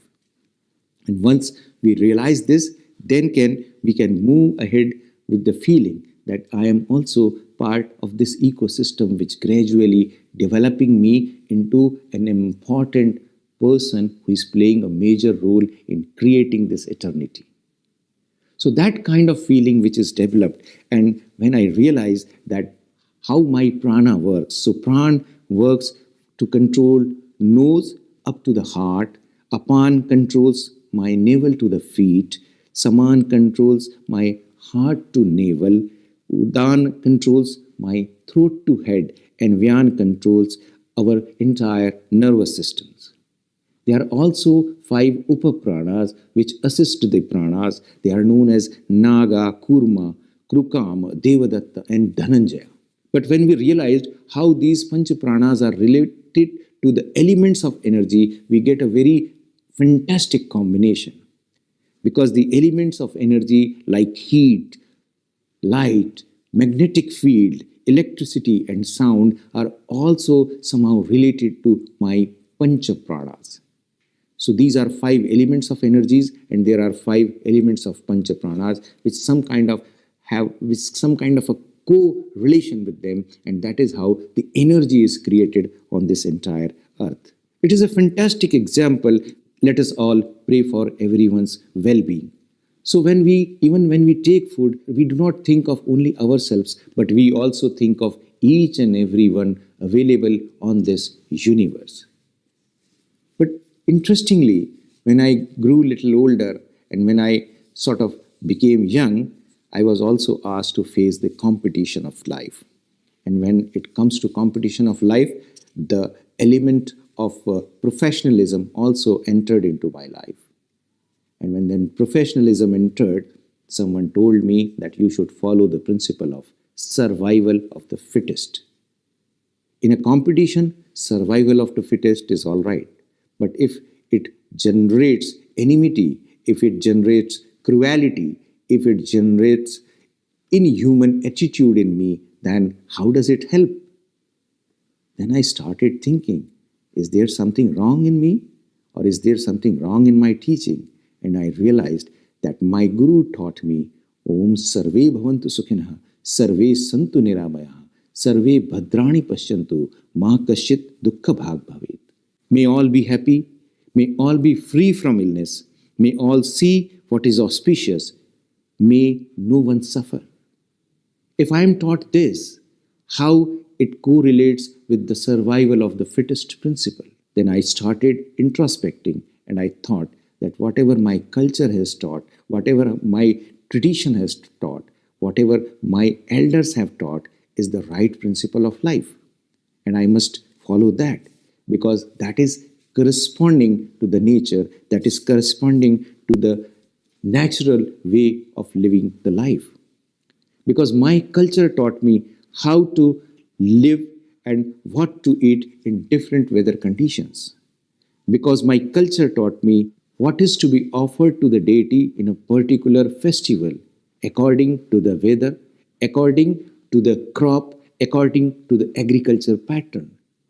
Because my culture taught me the significance of haldi and kumkum being offered to the deities. Because my culture taught me to realize what is the importance of offering rice, that is akshat, to the deities. And how does it help in playing an important role in conserving the natural traditions. Because my culture taught me what is the ecosystem of the entire energy. Because my culture taught me to understand the natural food chain, the natural water supply chain, the natural energy supply chain. Everything has been imbibed in my culture and everything was given in my culture.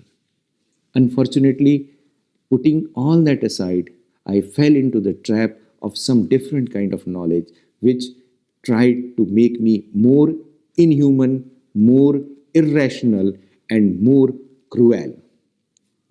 There is a saying in our Sanskrit tradition, Prithviyam Trini Ratnani Jalamannanam Subhashitam Mudhe Pashana Khandeshu Ratna Sangya Pradiyate. There are three jewels on earth, that is water, food, and edges. Fools, however, regard pieces of rocks as jewels. It has been said that we must acknowledge the strength of our Mother Nature and we must correspond our life with that nature. If we do that, we would lead our life with happiness and success.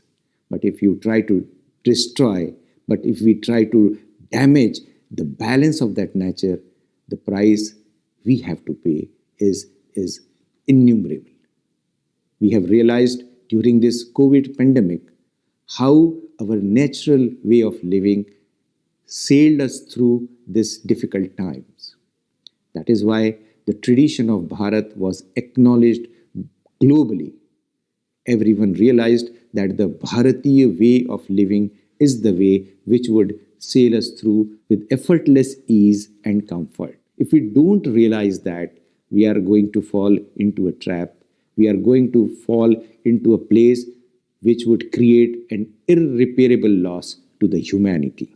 Even when we complete our prayer, even when we finish our prayer, we do not only seek blessings for ourselves, we seek blessings for each and everyone. Om Dev Shanti, Antariksha Shanti, Prithvi Shanti, Rapa Shanti, Radheya Shanti, Vanaspataya Shanti, Vishwer Deva Shanti, Brahma Shanti, Sarva Shanti, Shanti Deva Shanti, Sama Shanti Dedhi, Om Shanti, Shanti, Shanti. Let there be balance in the space, let there be balance in the sky, let there be peace on the earth, let there be calmness, let there be growth in the plants, let there be growth in the tree, let there be grace in the gods, let there be bliss in the Brahman, let there be balance in everything, let there be peace, peace, and peace. I think if we follow these natural principles, if we follow the call of our culture, I think we would be better human being, we would be responsible human being. I know I am an important and integral part of this nature, but I must also realize that I am a responsible part of this nature. Friends, I have tried just to stimulate your thought and divert your attention on these important aspects. I don't know how far I have been successful. This is for you to decide. I must thank the organizers for giving me this opportunity of sharing my thought on this issue, on this important platform. Namaskar.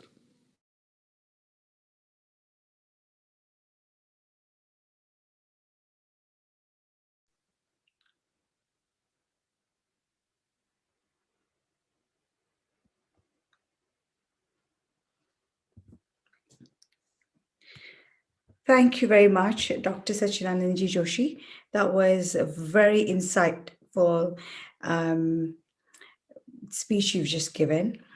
We are going to be taking a little bit of a break now. So if you want to stretch your legs, grab a cup of coffee, tea, and we should be back in the next 3 to 4 minutes.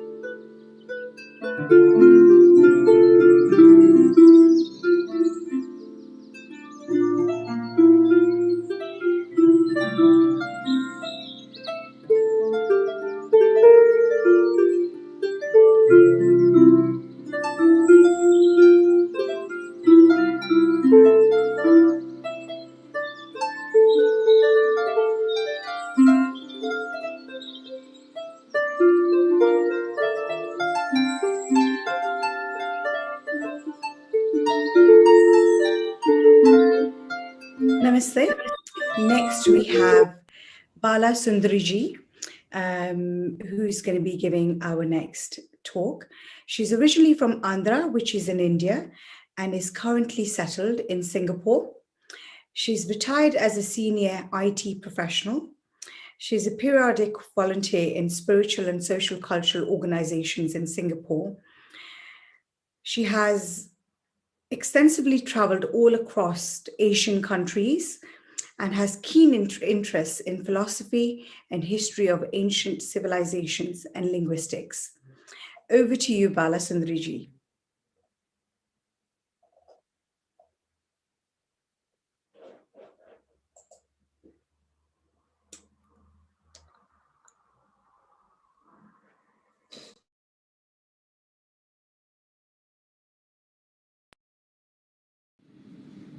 My dear brothers and sisters, assembled together to share their thoughts about ancient cultures championing humanity, organized by the reputed International Center for Cultural Studies, let me wish you in the ASEAN languages which I will be touching today. Sawaddi Dutong Thai, Selamat Pagi Indonesia, Malaysia, Aru Susti Swasti Cambodia, Mainglar Mana Kaitana Burma, Wawo Sang Toila Vietnam, and finally Salamat or Salam in Arabic and Suswagatam and Suprabhatam in Sanskrit. The Southeast Asia Conglomeration or Association is formed in 1967 after all these 11 nations became independent from their colonizers after 1945. Malaya, Malaysia, Maharika, Philippines, Simhapura, Singapore, Barunai from Varun, Brunei Darussalam, Viet Dai from Vietnam, and Langzang, Laos, Brahmadesha or Burma, Myanmar, and Siam or Siam, Thailand. The historical and heritage or cultural heritage of these countries is greatly influenced by China and India, as they exist south of China, Japan and Korea, and to the east of India, both in languages, customs and practices, and even their languages are greatly influenced and intermixture of Sino-Tibetan, Thai, Asiatic, Malay-Polynesian and Indo-Aryan and Dravidian, and naturally Han and Mongolian and Han Chinese Mandarin.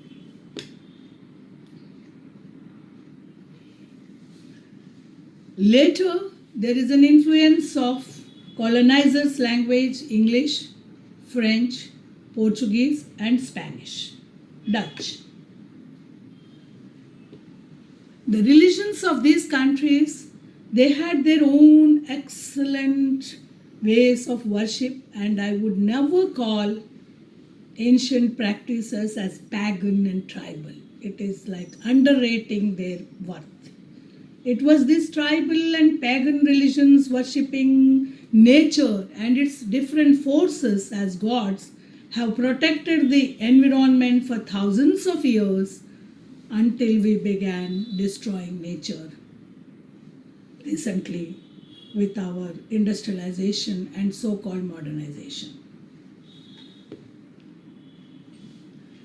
So it is an intermingling of their local practices, customs, habits, food habits, dresses, family culture, everything, and also influenced by Buddhism, Mahayana Buddhism, which became Theravada Buddhism, and in Japan it became Zen Buddhism, Confucianism from China, and the greatest of all, the Taoist principles of Lao Tzu, and the Sanatana Dharma or Hinduism, much later Christianity and Islam. So these countries are a harmonious synthesis and integration of all religions of the world, all languages of the world, and all cultures of the world. You would see that Indonesia, which is not a Hindu country, but Ramayana is played in their own customs and language in Prambanan near Yogyakarta. And in Thailand, which is a Buddhist country, we have tremendous cultural intermixtures. Ayutthaya, in Ayutthaya. Then we have the famous Cambodian Angkor Wat. It's an ancient historical masterpiece with Hindu and Buddhist and a lot of local culture, local architecture, local sculpture, local practices. The dresses that these god deities are made to wear are absolutely local Indonesian and Cambodian and Malaysian and much more than that. Let us now speak about their beliefs and their customs and habits. They are very joint family type, all these cultures. Patriarchal mostly, and except in some places they're matriarchal. And family values are the highest. You would have heard of the influence of Confucius, family at the high, filial duties, parental duties, siblings' duties, and everything is given the maximum importance. When a family is happy, the community is happy, and the group is happy, and the nation is happy. And one nation is contented and harmonious, their interpersonal relation with the neighboring nations also will be very harmonious. And this is the culture of Southeast Asia, most admirable. It is like a museum of the Asian cultures, all Asian cultures in one place. And influence from the Arab nations, the Islam came there, and they have taken the best of everything. They have taken the best of Buddhism, the best of Islam, the best of Christianity, retained their ancient cultures and customs, and made it their own. I am fascinated extremely by the Southeast Asian culture. Their literature, art, architecture, everything is a synthesis of several cultures. And a new culture would not destroy the old culture, but it gets customized and interfaced and intermingled with the existing culture. You would find dances dating back to 2,000, 3,000 years old in Malaysia and Indonesia, and in Thailand and Burma, and yet equally modern and developed. The festivals that are celebrated in Thailand, Songkran, Dragon Boat Festival in Laos, Thatlung Festival in Vietnam, Chinese New Year and Holy Ghost Festival wherever the Chinese are inhabited in Malaysia or Indonesia. And lastly, a festival that is almost obsolete in India, South India, Thaipusam, is celebrated in Malaysia and Singapore. And when I visited this, I wondered at the way the culture is being followed in the festivals. Every festival calls for family unity, meeting friends. It is a socio-cultural harmony. Festivals are not just for worshipping of deities, they are for ulterior noble ideals. Now, let us see, one more point is that I would like to say is that being a resident of Singapore and having seen the place extremely and all my family is belonging there, I would like to share something great about this great nation which became rags to riches.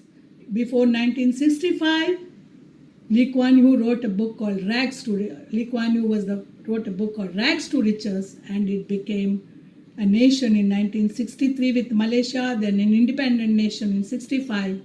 And the aim of this country, this city-state, small city-state of only 5 to 6 million people, all migrants across Asia, even from other countries, they maintain religious harmony, a mosque, a church, a Taoist temple, a Buddhist temple, and and everything else, a place of worship exists side by side, and people visit one another. And the greatest culture that came out with intermingling is the Peranakan culture of Malay people, Indonesians intermarrying with the Chinese, and they created a new culture called Peranakan culture.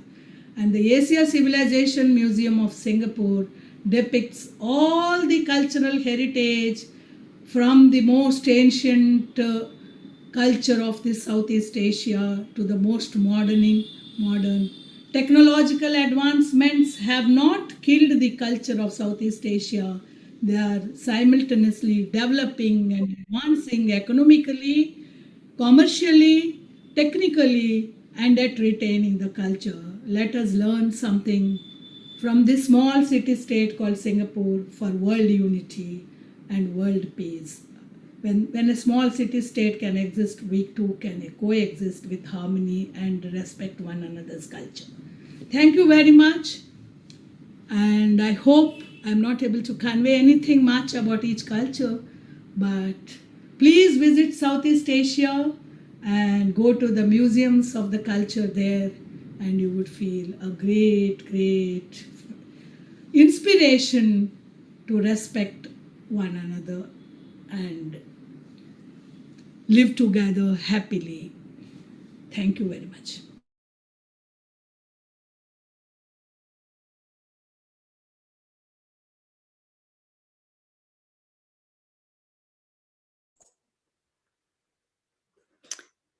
Thank you so much for that, Bala Sundariji.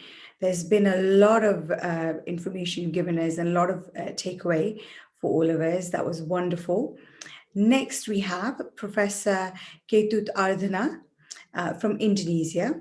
Professor Ketut teaches history at Southeast Asian Studies and Philosophy of Sciences at Faculty in Arts of Udayana University.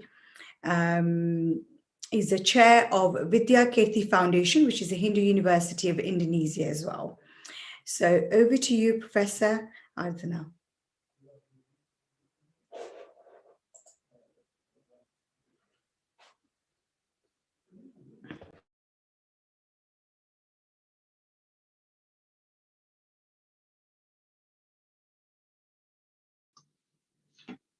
Good morning, ladies and gentlemen. Today is a great day for me, and it's also a great pleasure for me in this time to present my paper on Balinese tradition and its contribution to the global society by wisdom and tradition. First of all, I would like to introduce myself. I'm Ketut Ardhana from the Hindu University of Indonesia, or UNHI, which is located in Denpasar, Bali, Indonesia. in this topic of Balinese tradition and its contribution, I would like to say that there are not many studies on this issue. As we already know that Bali is located in the equator, and there are two big places, or India or China already influenced strongly the Balinese culture. However, in compared to the Indian or Indic culture, the Chinese culture has influenced not so strongly. If you look at the influence of Indian or Indic culture in the first of century. So I would like to mention here that there are some point of view, and I would like to say that there are certain issues, even though we know that the Balinese culture has its own local culture, but in fact, the global culture, or in other words, the external culture has also played a major role in forming, in creating the modern Balinese culture. Through this paper, I would like to mention or analyze first, what do we mean by the local culture or local Balinese traditions? And the second one, to what extent the external influence strongly influenced the Balinese culture, and the last one, and the meaning of this culture, in order to have a better understanding on how Balinese culture still exists until at the present time. So Bali is the one of the Indo-Mosaic in Southeast Asia, and we know that there are certain evidence from the archaeological and historical sites that can show us about the influence of Hindu in Indonesia in general, but also in Bali in particular. We see here that even though Hindu already spread in the first of century, but in fact the Hindu or Indic influence quite strong in the 8th of century. This can be seen at the archaeological or historical evidence that we can see now until at the present time. And this is Bali. If you can look at the Bali map, it seems to me that the Western influence is stronger rather than from the Eastern part, from Lombok. This can be seen from the classical Indonesian history, where East Java culture already strongly influenced the Balinese culture. That is the period in the Kediri period, where we know that the around 8th, 9th, 11th century, there was a big king, we call it Udayana. Udayana means the first and of the Balinese king who ruled Bali in terms of democratic ways. Udayana itself has his wife from East Java. Her name was Mahendradatta from the Kediri kingdom. And if we talk about the tradition or Balinese tradition, where still exists until now, it seems that the influence of East Java culture, where the Mahendradatta, or the wife of the Mahendradatta, the wife of Udayana, who came to Bali and then strengthened the Balinese culture until now. Even though we know that there are some different perspectives on this development, where Mahendradatta itself is supposed to be one of the Shivaism or Shiva streaming, or she is supposed to be prayed the Durga is wife from Shiva, and until now we see this in the province, in the district, one district in Bali, that is in Gianyar. Yeah, the next one, please. Yeah, this is some instances for the description or explanation about the local wisdom and Hinduism in Bali. Even though we know that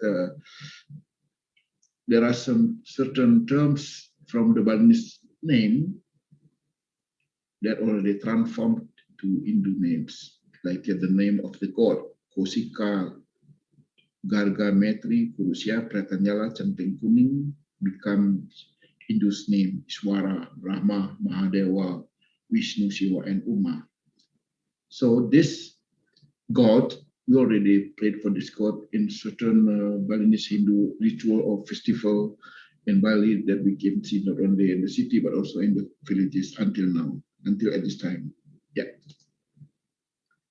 So just look back to the Udayana king who ruled Bali in the 9th to 11th century, where the spread of Indian or Javanese Hindu culture already strongly influenced Bali, because the king of Udayana married the princess of East Java, is Mahendradatta, and he has 3 sons.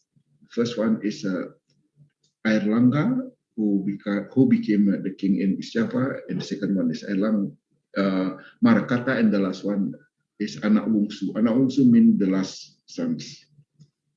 Airlangga himself ruled in East Java, and the second and the third sons ruled in Bali. Next one. So at the time of the Udayana king, who was very famous in Bali, we know about the foundation, the strong influence of the Balinese foundation, where at the time in the 9th to 10th, 11th century, there was a meeting in the temple. We call it Samuan Tiga. At this time, the King Udayana asked to have a meeting with the Shivaism or Hindu priest and also the Buddhist priest, where took place in the temple of Samuan Tiga. At the time, they introduced the concept of Bhinneka Tunggal Ika. Bhinneka Tunggal Ika means Tanhana Dharma Manggura. There's no differentiation, but the important thing is the union, the integration, the unity.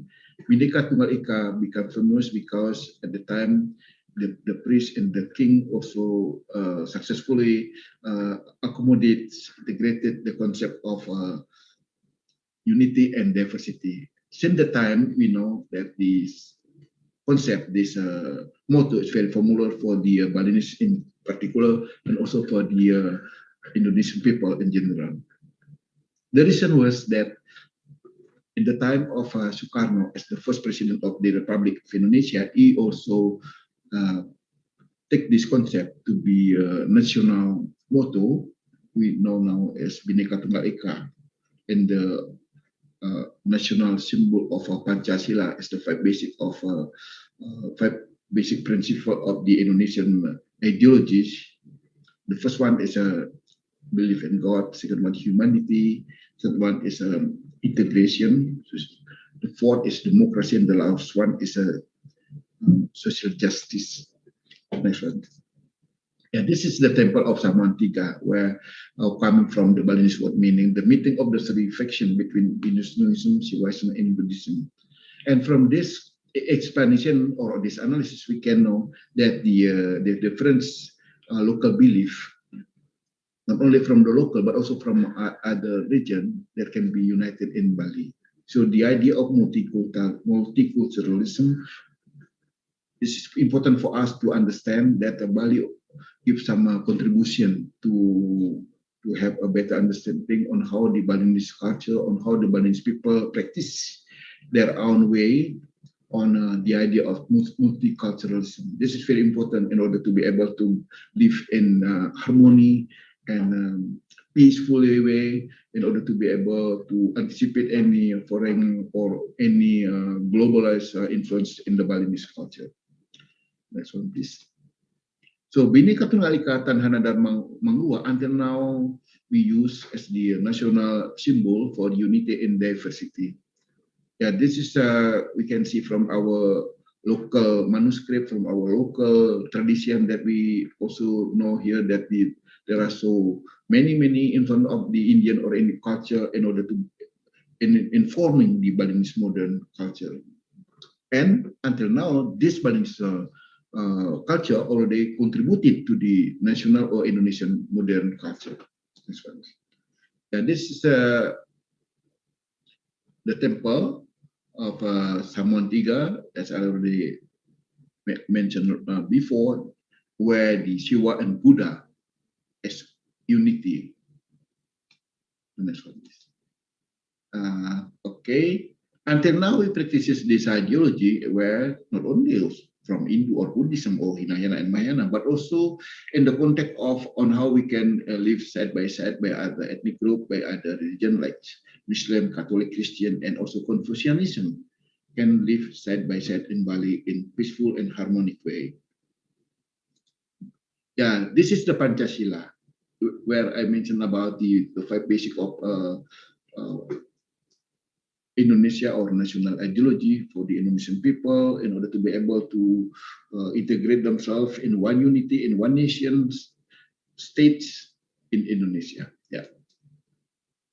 The second contribution from the Balinese culture is the Nyepi Day. Nyepi Day is the day of silence, where the Balinese celebrate this day of silence once in a year. Then this idea of a day of silence can also contribute the modern culture of the Balinese culture, where not only from the tradition but also for the modern time. And the Nyepi or day of silence, the Balinese stay at home, is not allowed to go out because a market, airport, harbor also already closed, and in this time, in the Nyepi Silent Day, there was some official, the Balinese traditional official, we call it pecalang, who control the situation outside their houses, their household. Yeah. Yeah, we can see here that the Balinese pecalang, they can work together with other ethnic group like the Muslim. We can see in this picture on how if the Muslim would like to pray in the mosque, and in the same time with the celebration of the Nyepi Day or Day of Silence, they can communicate, and then the pecalang will accompany him to go to the mosque. This is very important to have a better understanding on how the Balinese pecalang can work together with the Muslim people, and then the situation or harmony can be created. Yeah. Yeah, and also the third one is about the idea of Trihita Karana. This concept is very famous, it's very popular in the context of on how the Balinese should maintain the sustainable life, in which in this context or in this term Trihita Karana, meaning that there is a good relation between man and God, between man, and also between man and its nature, empowerment or ecological. Now, we can see this the best practice of this Trihita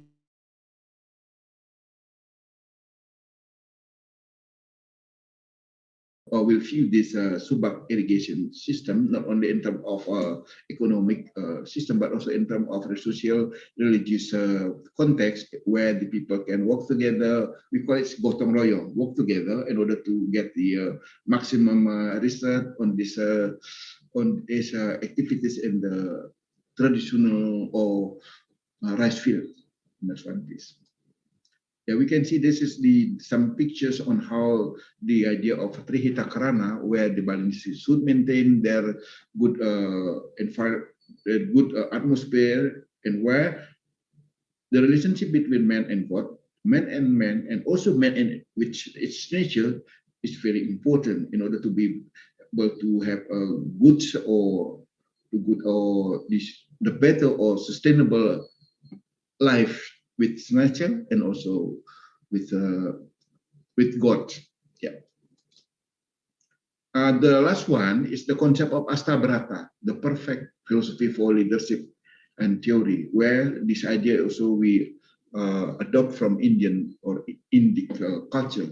Astabrata means that we should have a good concept or strategy on how we can recruit leader to be able to manage the people in general, and also for the people in Bali, where the idea of Astabrata the idea of Astrabata meaning its concept.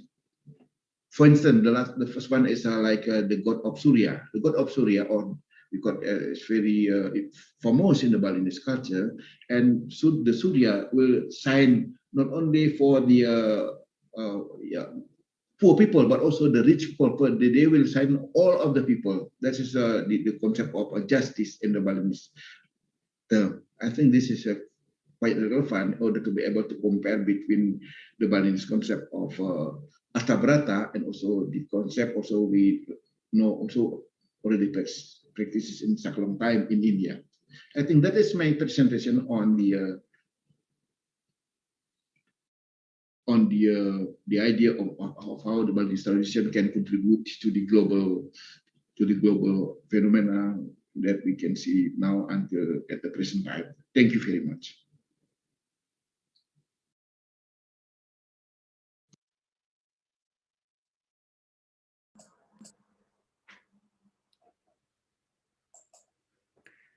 Thank you very much, Dr. Aradhana, for that extremely insightful breakdown. There's a lot to learn and a lot to walk away from. So thank you very much. Next, we have from Philippines, Crisol Balgant Cantalino. He's going to be explaining the Baki ritual, which originates from Philippines. He's a chief priest of the ancient tradition of Baki. He's a member and a ritualist of the Kalaguyan tribe. And also he's a researcher of culture and arts out there as well. Recently elected as president of the Education Skills and Training Institute. So looking forward to listening to him. Over to you, Crisol.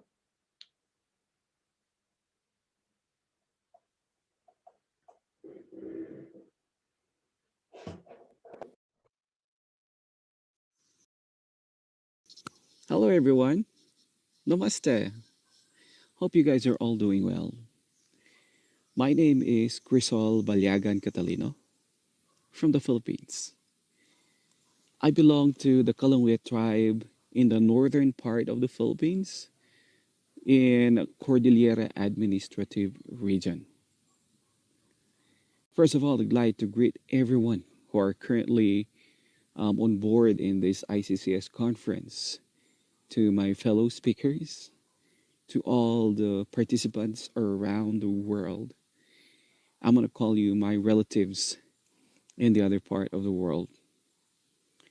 Of course, I'd like to especially mention and express my gratitude to the technical team of ICCS. Thank you for bearing with my videos. To my contact person, Miss Dishita, my bridge in this speakership, Professor Amarjiva Lochan, and I'd like to greet as well the president of ICCS, and of course the whole family of ICCS.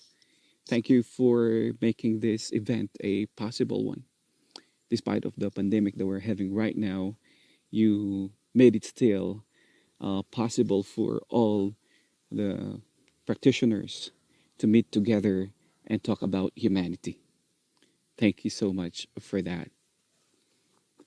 So, in the Philippines, humanity has been talked about over the years already.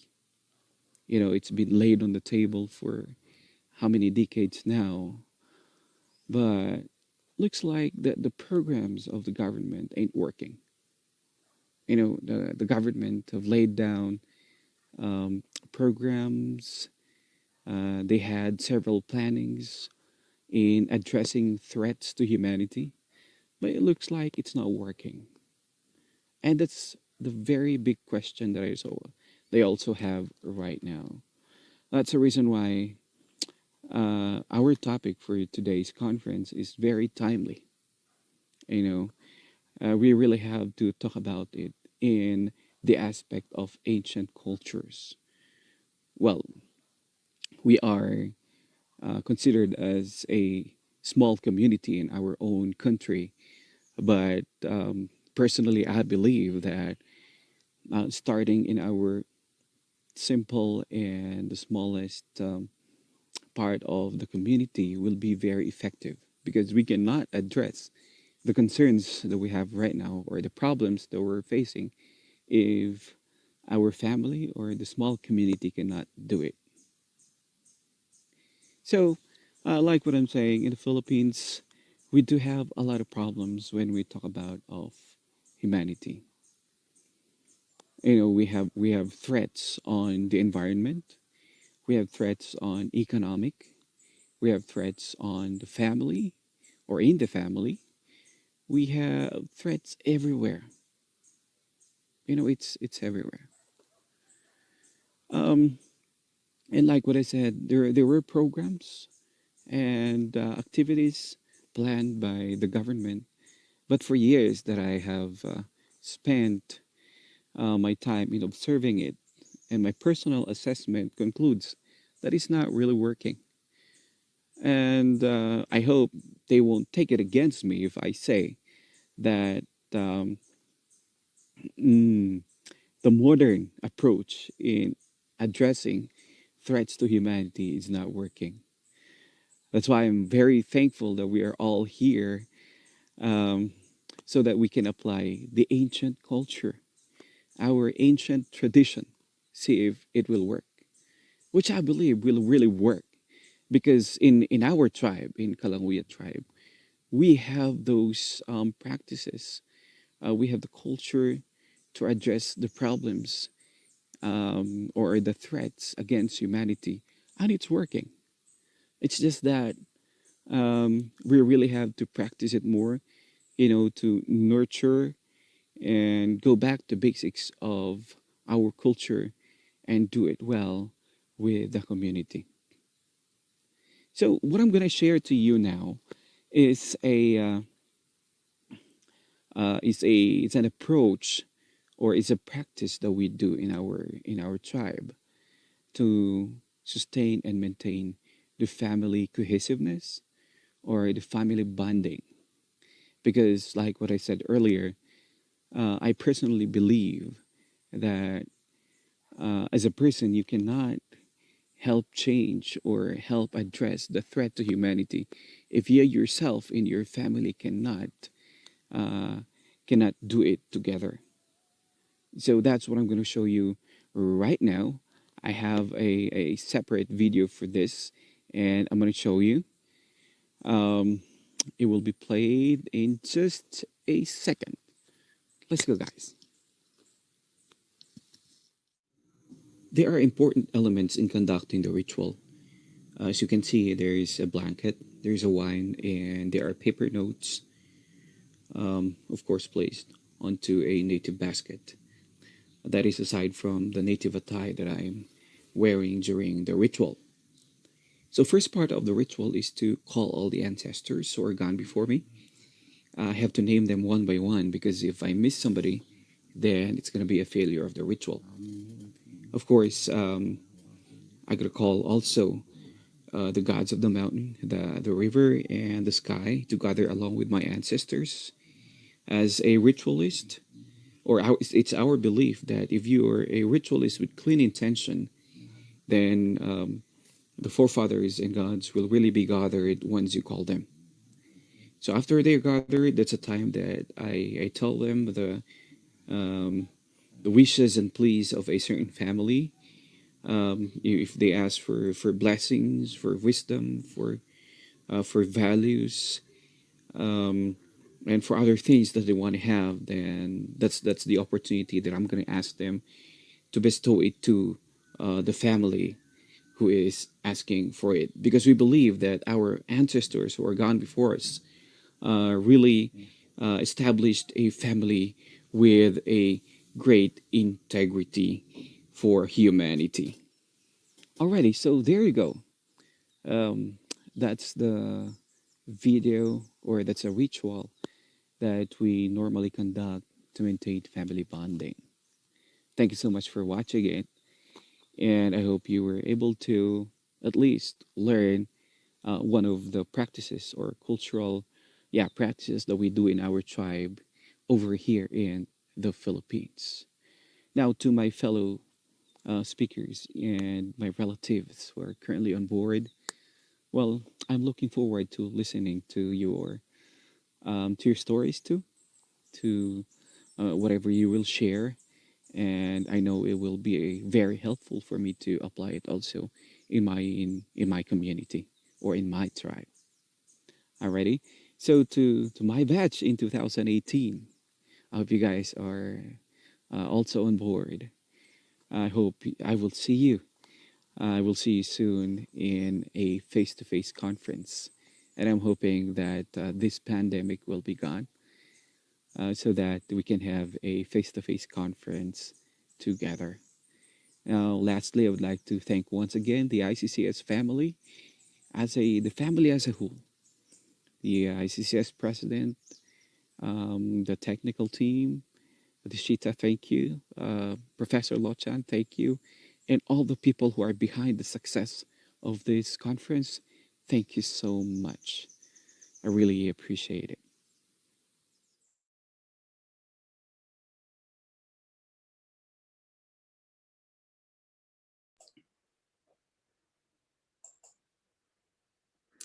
Thank you, Crisol, for that, and you're very welcome. It was lovely to finally get this clip from you and really to learn about the Baki culture from Philippines.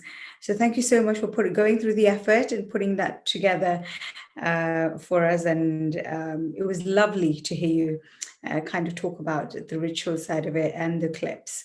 Now, next we have Bisram Rambilasji. He is going to be giving the next speech. He has a PhD in Sanskrit. He's an ex-senior lecturer and head of department for Sanskrit from UDW University, founder and director of Westville Hindu Primary School as well.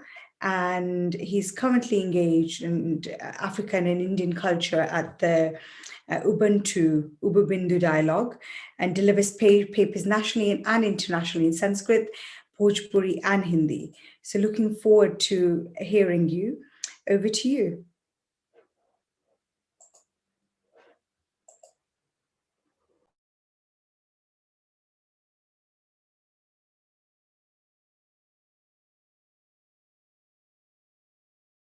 It is common practice and part of a rural village culture that mothers who toil on the fields take care of each other's newborn babes. While some tilled the soil, the others would pick the frail and crying babies who suckled from their weary breasts. Through the milk that quenched the thirst and hunger of the babies flowed the blood, sweat, and tears, the story of oppression and struggle that passed not only to the babe in the mother's bosom, but to the succeeding generations. It is in this hapless state that Mother India, holding her baby in her arms, says to Mama Africa in a voice and tone that only one mother speak to another. Weighed down by this terrible agony of poverty, I place my baby in your arms. May this child grow and be nurtured on your earth.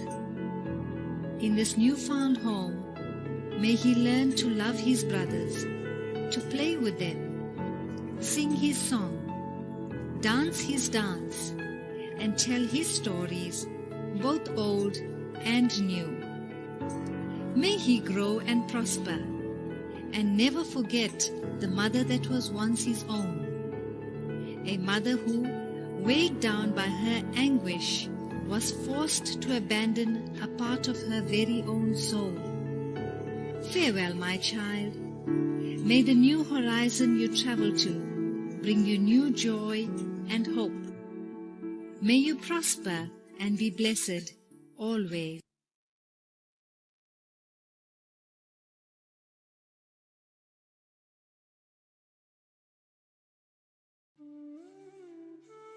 As a Hindu who is a descendant of Indian indentured laborers brought to South Africa 165 years ago by the British to work on the sugarcane fields of the province of Natal, now KwaZulu-Natal, I am deeply impressed with the African philosophy of Ubuntu. My family subscribed to the principles of the Arya Samaj, a reform movement that actively engaged in opposing the caste system, blind faith, and superstition as being extraneous to the original humanism that is expounded in the Vedas, the oldest extant literature of the Hindus. I find an inspirational resonance in the quest of the Arya Samaj to return to the roots of a universal humanity with that of Africa to redefine itself on its own terms according to a philosophy that is the very soul of Africa. Very much like India, Africa was subject to centuries of invasion where its people and its belief systems were sold into slavery by masters who saw it expedient to justify such a slavery by describing the natives of these lands as primitive, uncivilized, and uncultured beasts whose souls had to be saved. This took the form of conversions, which was presented as the saving grace of these pagans and heathens. It was not in the interests of such evangelistic crusades to extol the virtues of Ubuntu or a Hindu universalism because it ran against the design of colonialism. Converted natives would serve as more loyal subjects of an imperial master.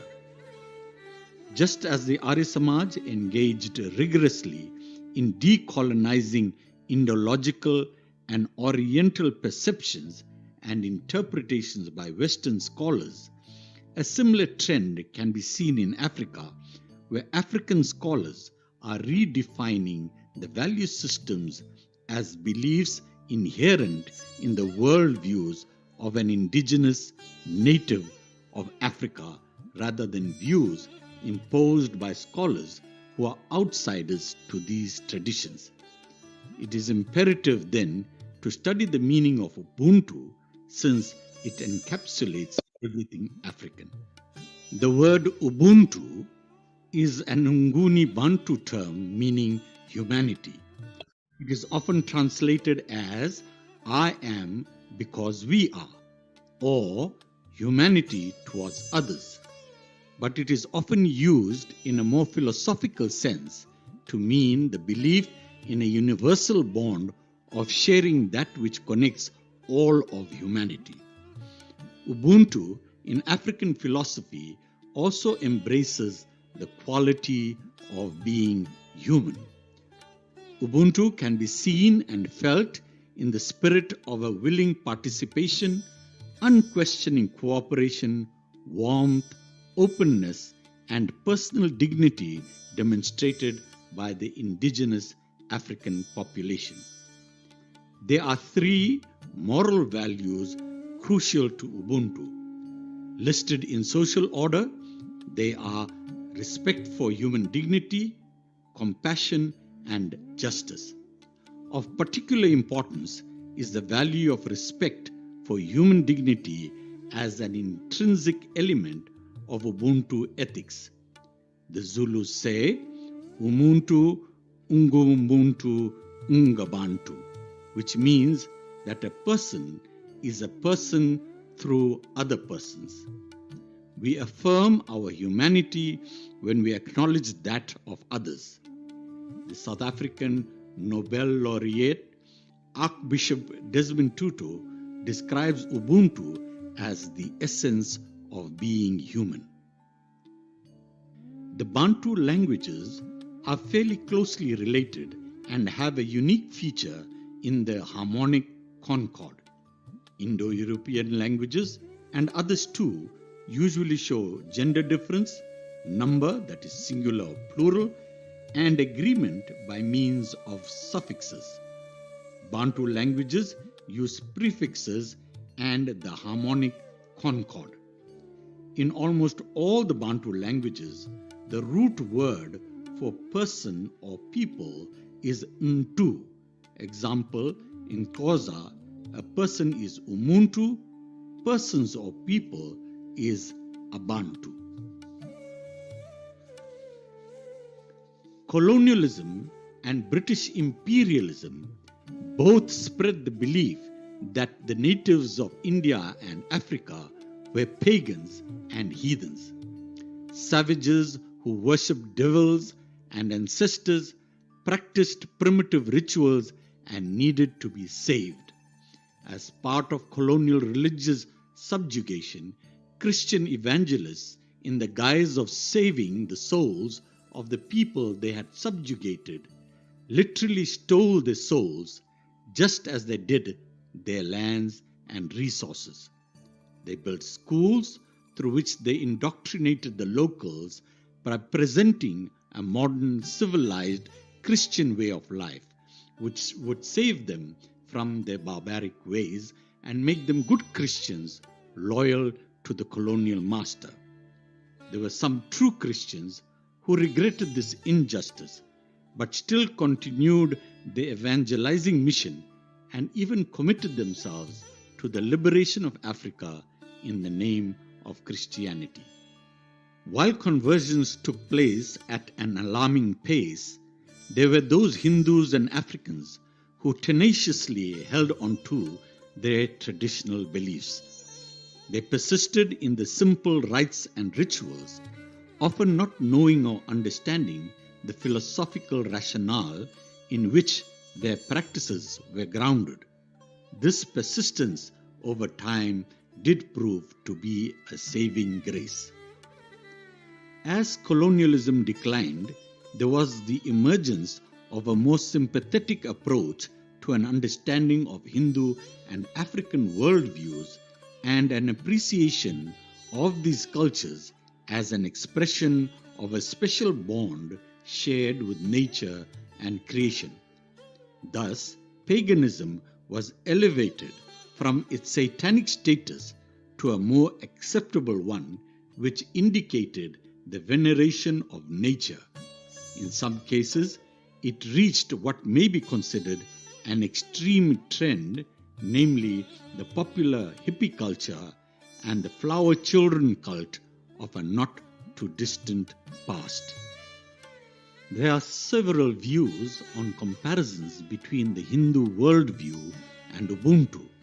Some African scholars argue that, based on the anthropological view of Africa being the cradle of evolution, the earliest view on religion and matters of the spirit logically lies in the initial speculations as presented in African thought. While it is very tempting to venture into a discussion on this issue, the premise for the view presented by these scholars is a very contentious one. It is based on the theory of evolution, which has serious racial connotations. Most African scholars prefer the name African religion for the belief systems that have their origins in the continent of Africa. In a book titled Afro-Hindu Cultural Affinity, published in Nagpur, India, credit is given to the World Hindu Conference held in Durban in July 1995 for the kindling of a renewed interest in this comparative study. The Center for Afro-Hindu Studies in Nagpur was a direct result of the World Hindu Conference. Similar centers exist at Mumbai and other universities. Thanks to modern technology, one can gain access to papers and publications on the subject. An important assertion arising out of these studies is that both the African and Hindu had to live in servitude for thousands of years, and their minds still, to a large extent, remain colonized. It therefore is imperative to decolonize the mind, to peel off the layers of interpretations that have been imposed on it, either through misunderstandings or deliberate distortions based on evangelical and other vested interests.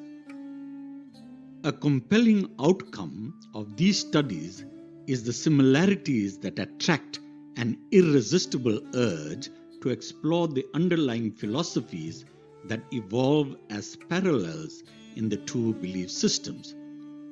Both the African and Hindu belief systems are nature-based, steeped in a veneration for creation and the laws of the universe, with the reverence for the sun, wind, water, and earth, which had been maligned as a primitive pagan faith, a belief in the elements as polytheistic gods.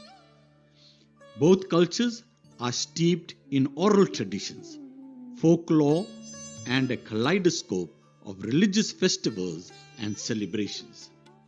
This presentation is an exposition of the rationale for a nature-based religion as found in the Vedas, the oldest extant literature of the Hindus, which serves as primary authority for the various facets of the religion, its philosophy and practice.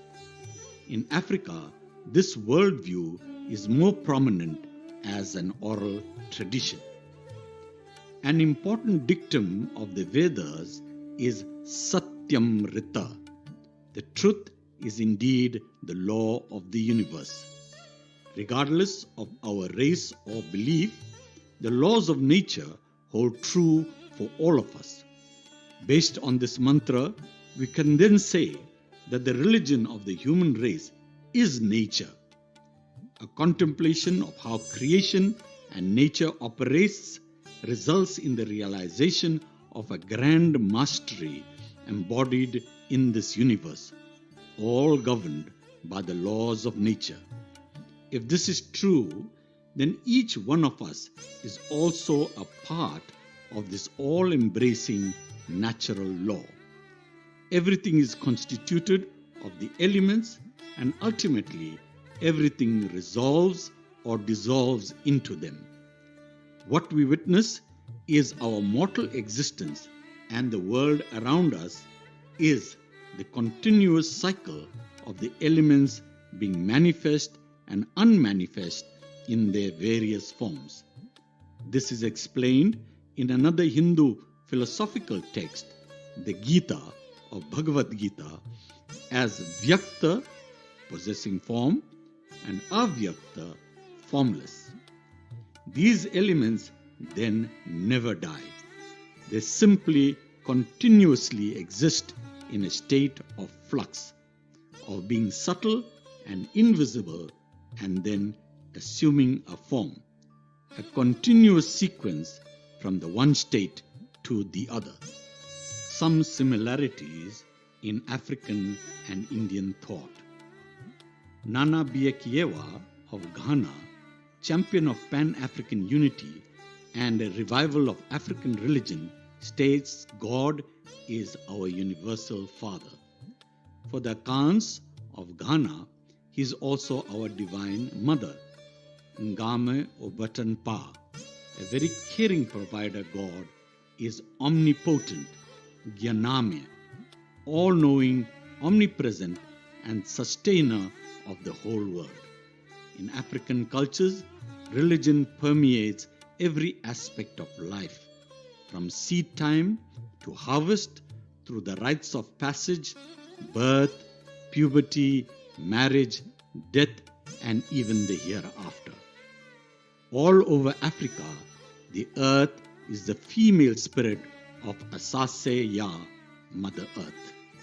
Professor Mbiti, esteemed authority on African religion, holds that nature, birds and animals, the mountains and rivers, the stars and planets are not merely natural things for an African. There is a religious significance in all of these, in the pre-birth stage of man and his life and existence after death. Hence, each breath he inhales and exhales is in this omnipresent religious milieu. The omniscience of God is reiterated in the different parts of Africa. Among the Zulus, God is the wise one, whereas the knowledge of man is limited. Among the Khans, God is known as he who knows or sees all, and the Yorubas believe only God is wise. The deities of different order have been created by God. In their functioning, they stand for his activities or manifestations in the personified phenomena of nature. For the Ashanti tribe, the different deities known as Abosom act as intermediaries for God. Festivals are dedicated to major tribal divinities.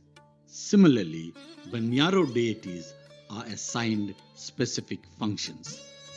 Ancestor worship is well known in the African tradition. Ancestors are venerated as spirits and also as custodians and protectors of their descendants.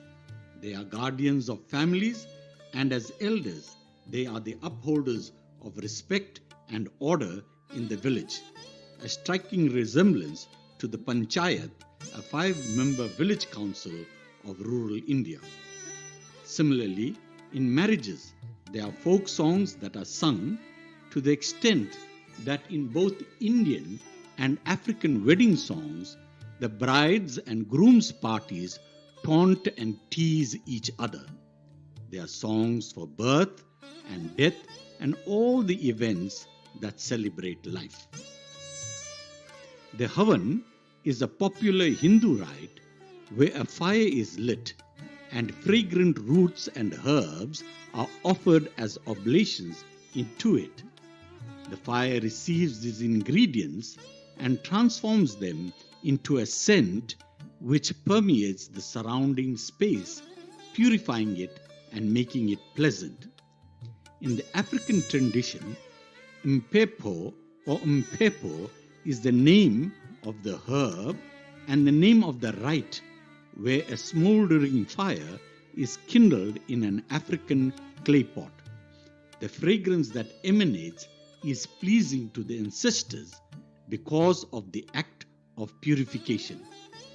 The lighting of incense is part of Indian and African practice, and such rites are popular among many world cultures.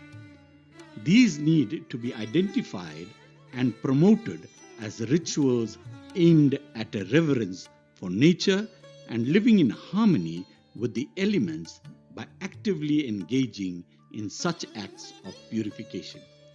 It is interesting to note that the word ritual derives from the Sanskrit ritu, meaning seasons, and rites from rita, the laws of the universe.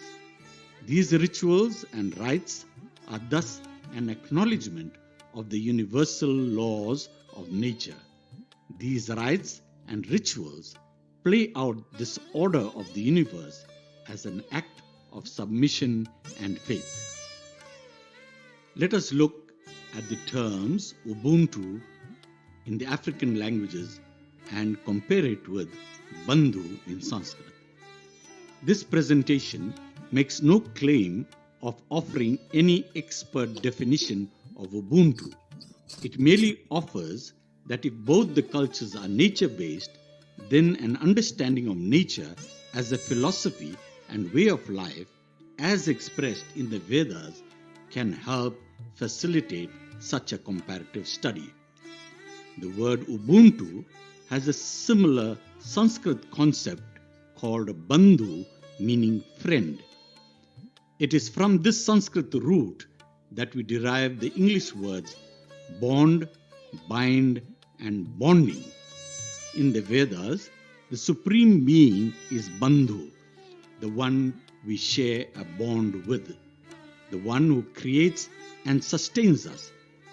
During ceremonies and festivals, a thread is used to mark this bond that we tie ourselves to. For example, Rakhi or Raksha Bandhan is the bond of mutual respect between brother and sister, and Gath Bandhan is the nuptial knot of the bond between the bride and the groom. Bandhu marks the relationship of family of one human being with another, the acknowledgement of an inherent bond that marks our existence. This bond has much in common with the African human values of Ubuntu and the grammatical connotations of Bantu, Amabantu, Abantu, and Umuntu.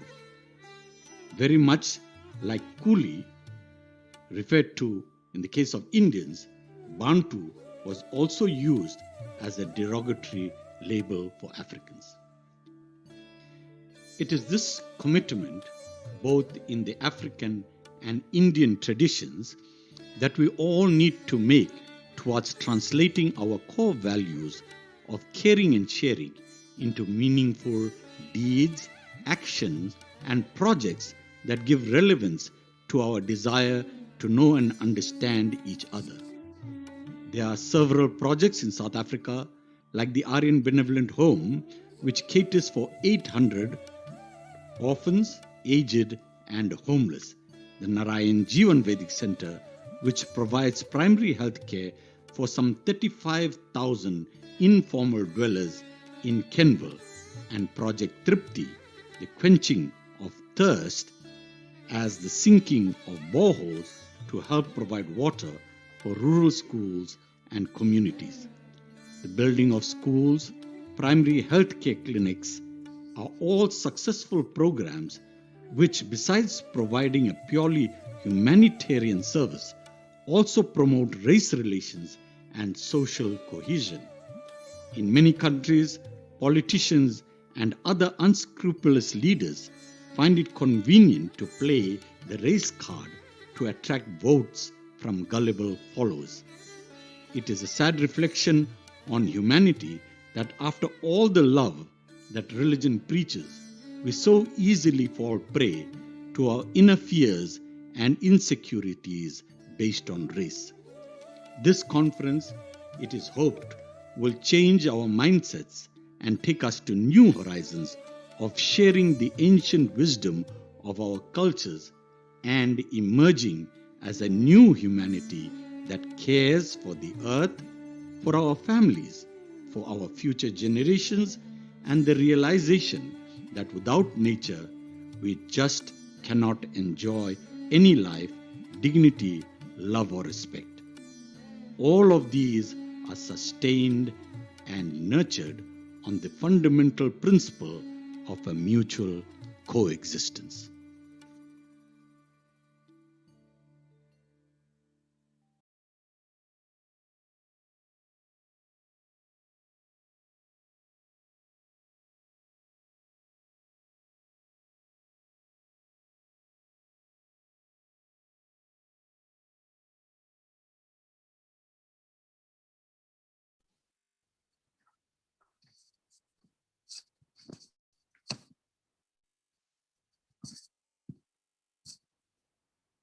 With these, we come to the conclusion of Indo-Pacific Zone, which ran for 2 days on specific hours, very suitable to this demography area of Indo-Pacific. In this 2 days discourse, we had 27 representations, 24 traditions, and we also heard a cross-continent discussion very beautifully presented today. This all means that we do have such a common thread for understanding us more and more. I can only say that this Indo-Pacific zone might have given some hope of understanding each other, knowing each other more and more in coming years to see how we have been closely knit together. The ideas and values, what we have seen in performance, in our songs, in our words expression, these all would definitely carry a lot of weight for us to learn more and more.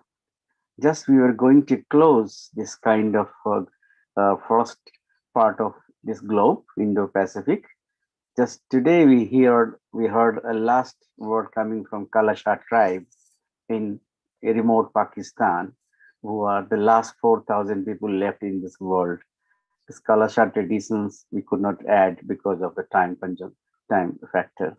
But I salute all the speakers, all the presenters, all the well-wishers who joined us continuously on different platforms. And it was wonderful to see our team led by Ishaniji, Sachinji, and Srishti behind us, and of course the technical team. I'm very, very thankful to all of you for being a source of inspiration, a source of happening, which was very much caused by your hard work, which has been going on for so many months. I hope the Indo-Pacific zone, which is ending, leads to a place where we have a face-to-face in-person meeting coming in very near future. Now let us wait and go to the zone of Europe and welcome Europe, welcome America thereafter. Namaste.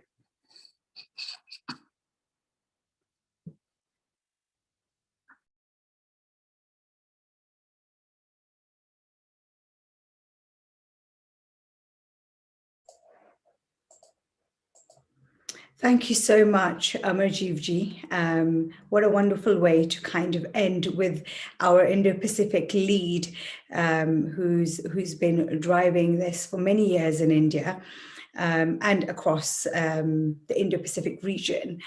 Like he said, thank you again to all the speakers. Would love it if you can join us in 2 hours where the Europe and Africa conference starts at 10 o'clock GMT, which is on the poster right now. And then at 4 o'clock, which is GMT UK time, 4 o'clock, which is approximately 9:30 India time, where the global conference is going to be taking place. If you can join us, it would be wonderful. Otherwise, we'll see you all at the next conference in the next 3 years, hopefully in person and not a virtual one. See you soon.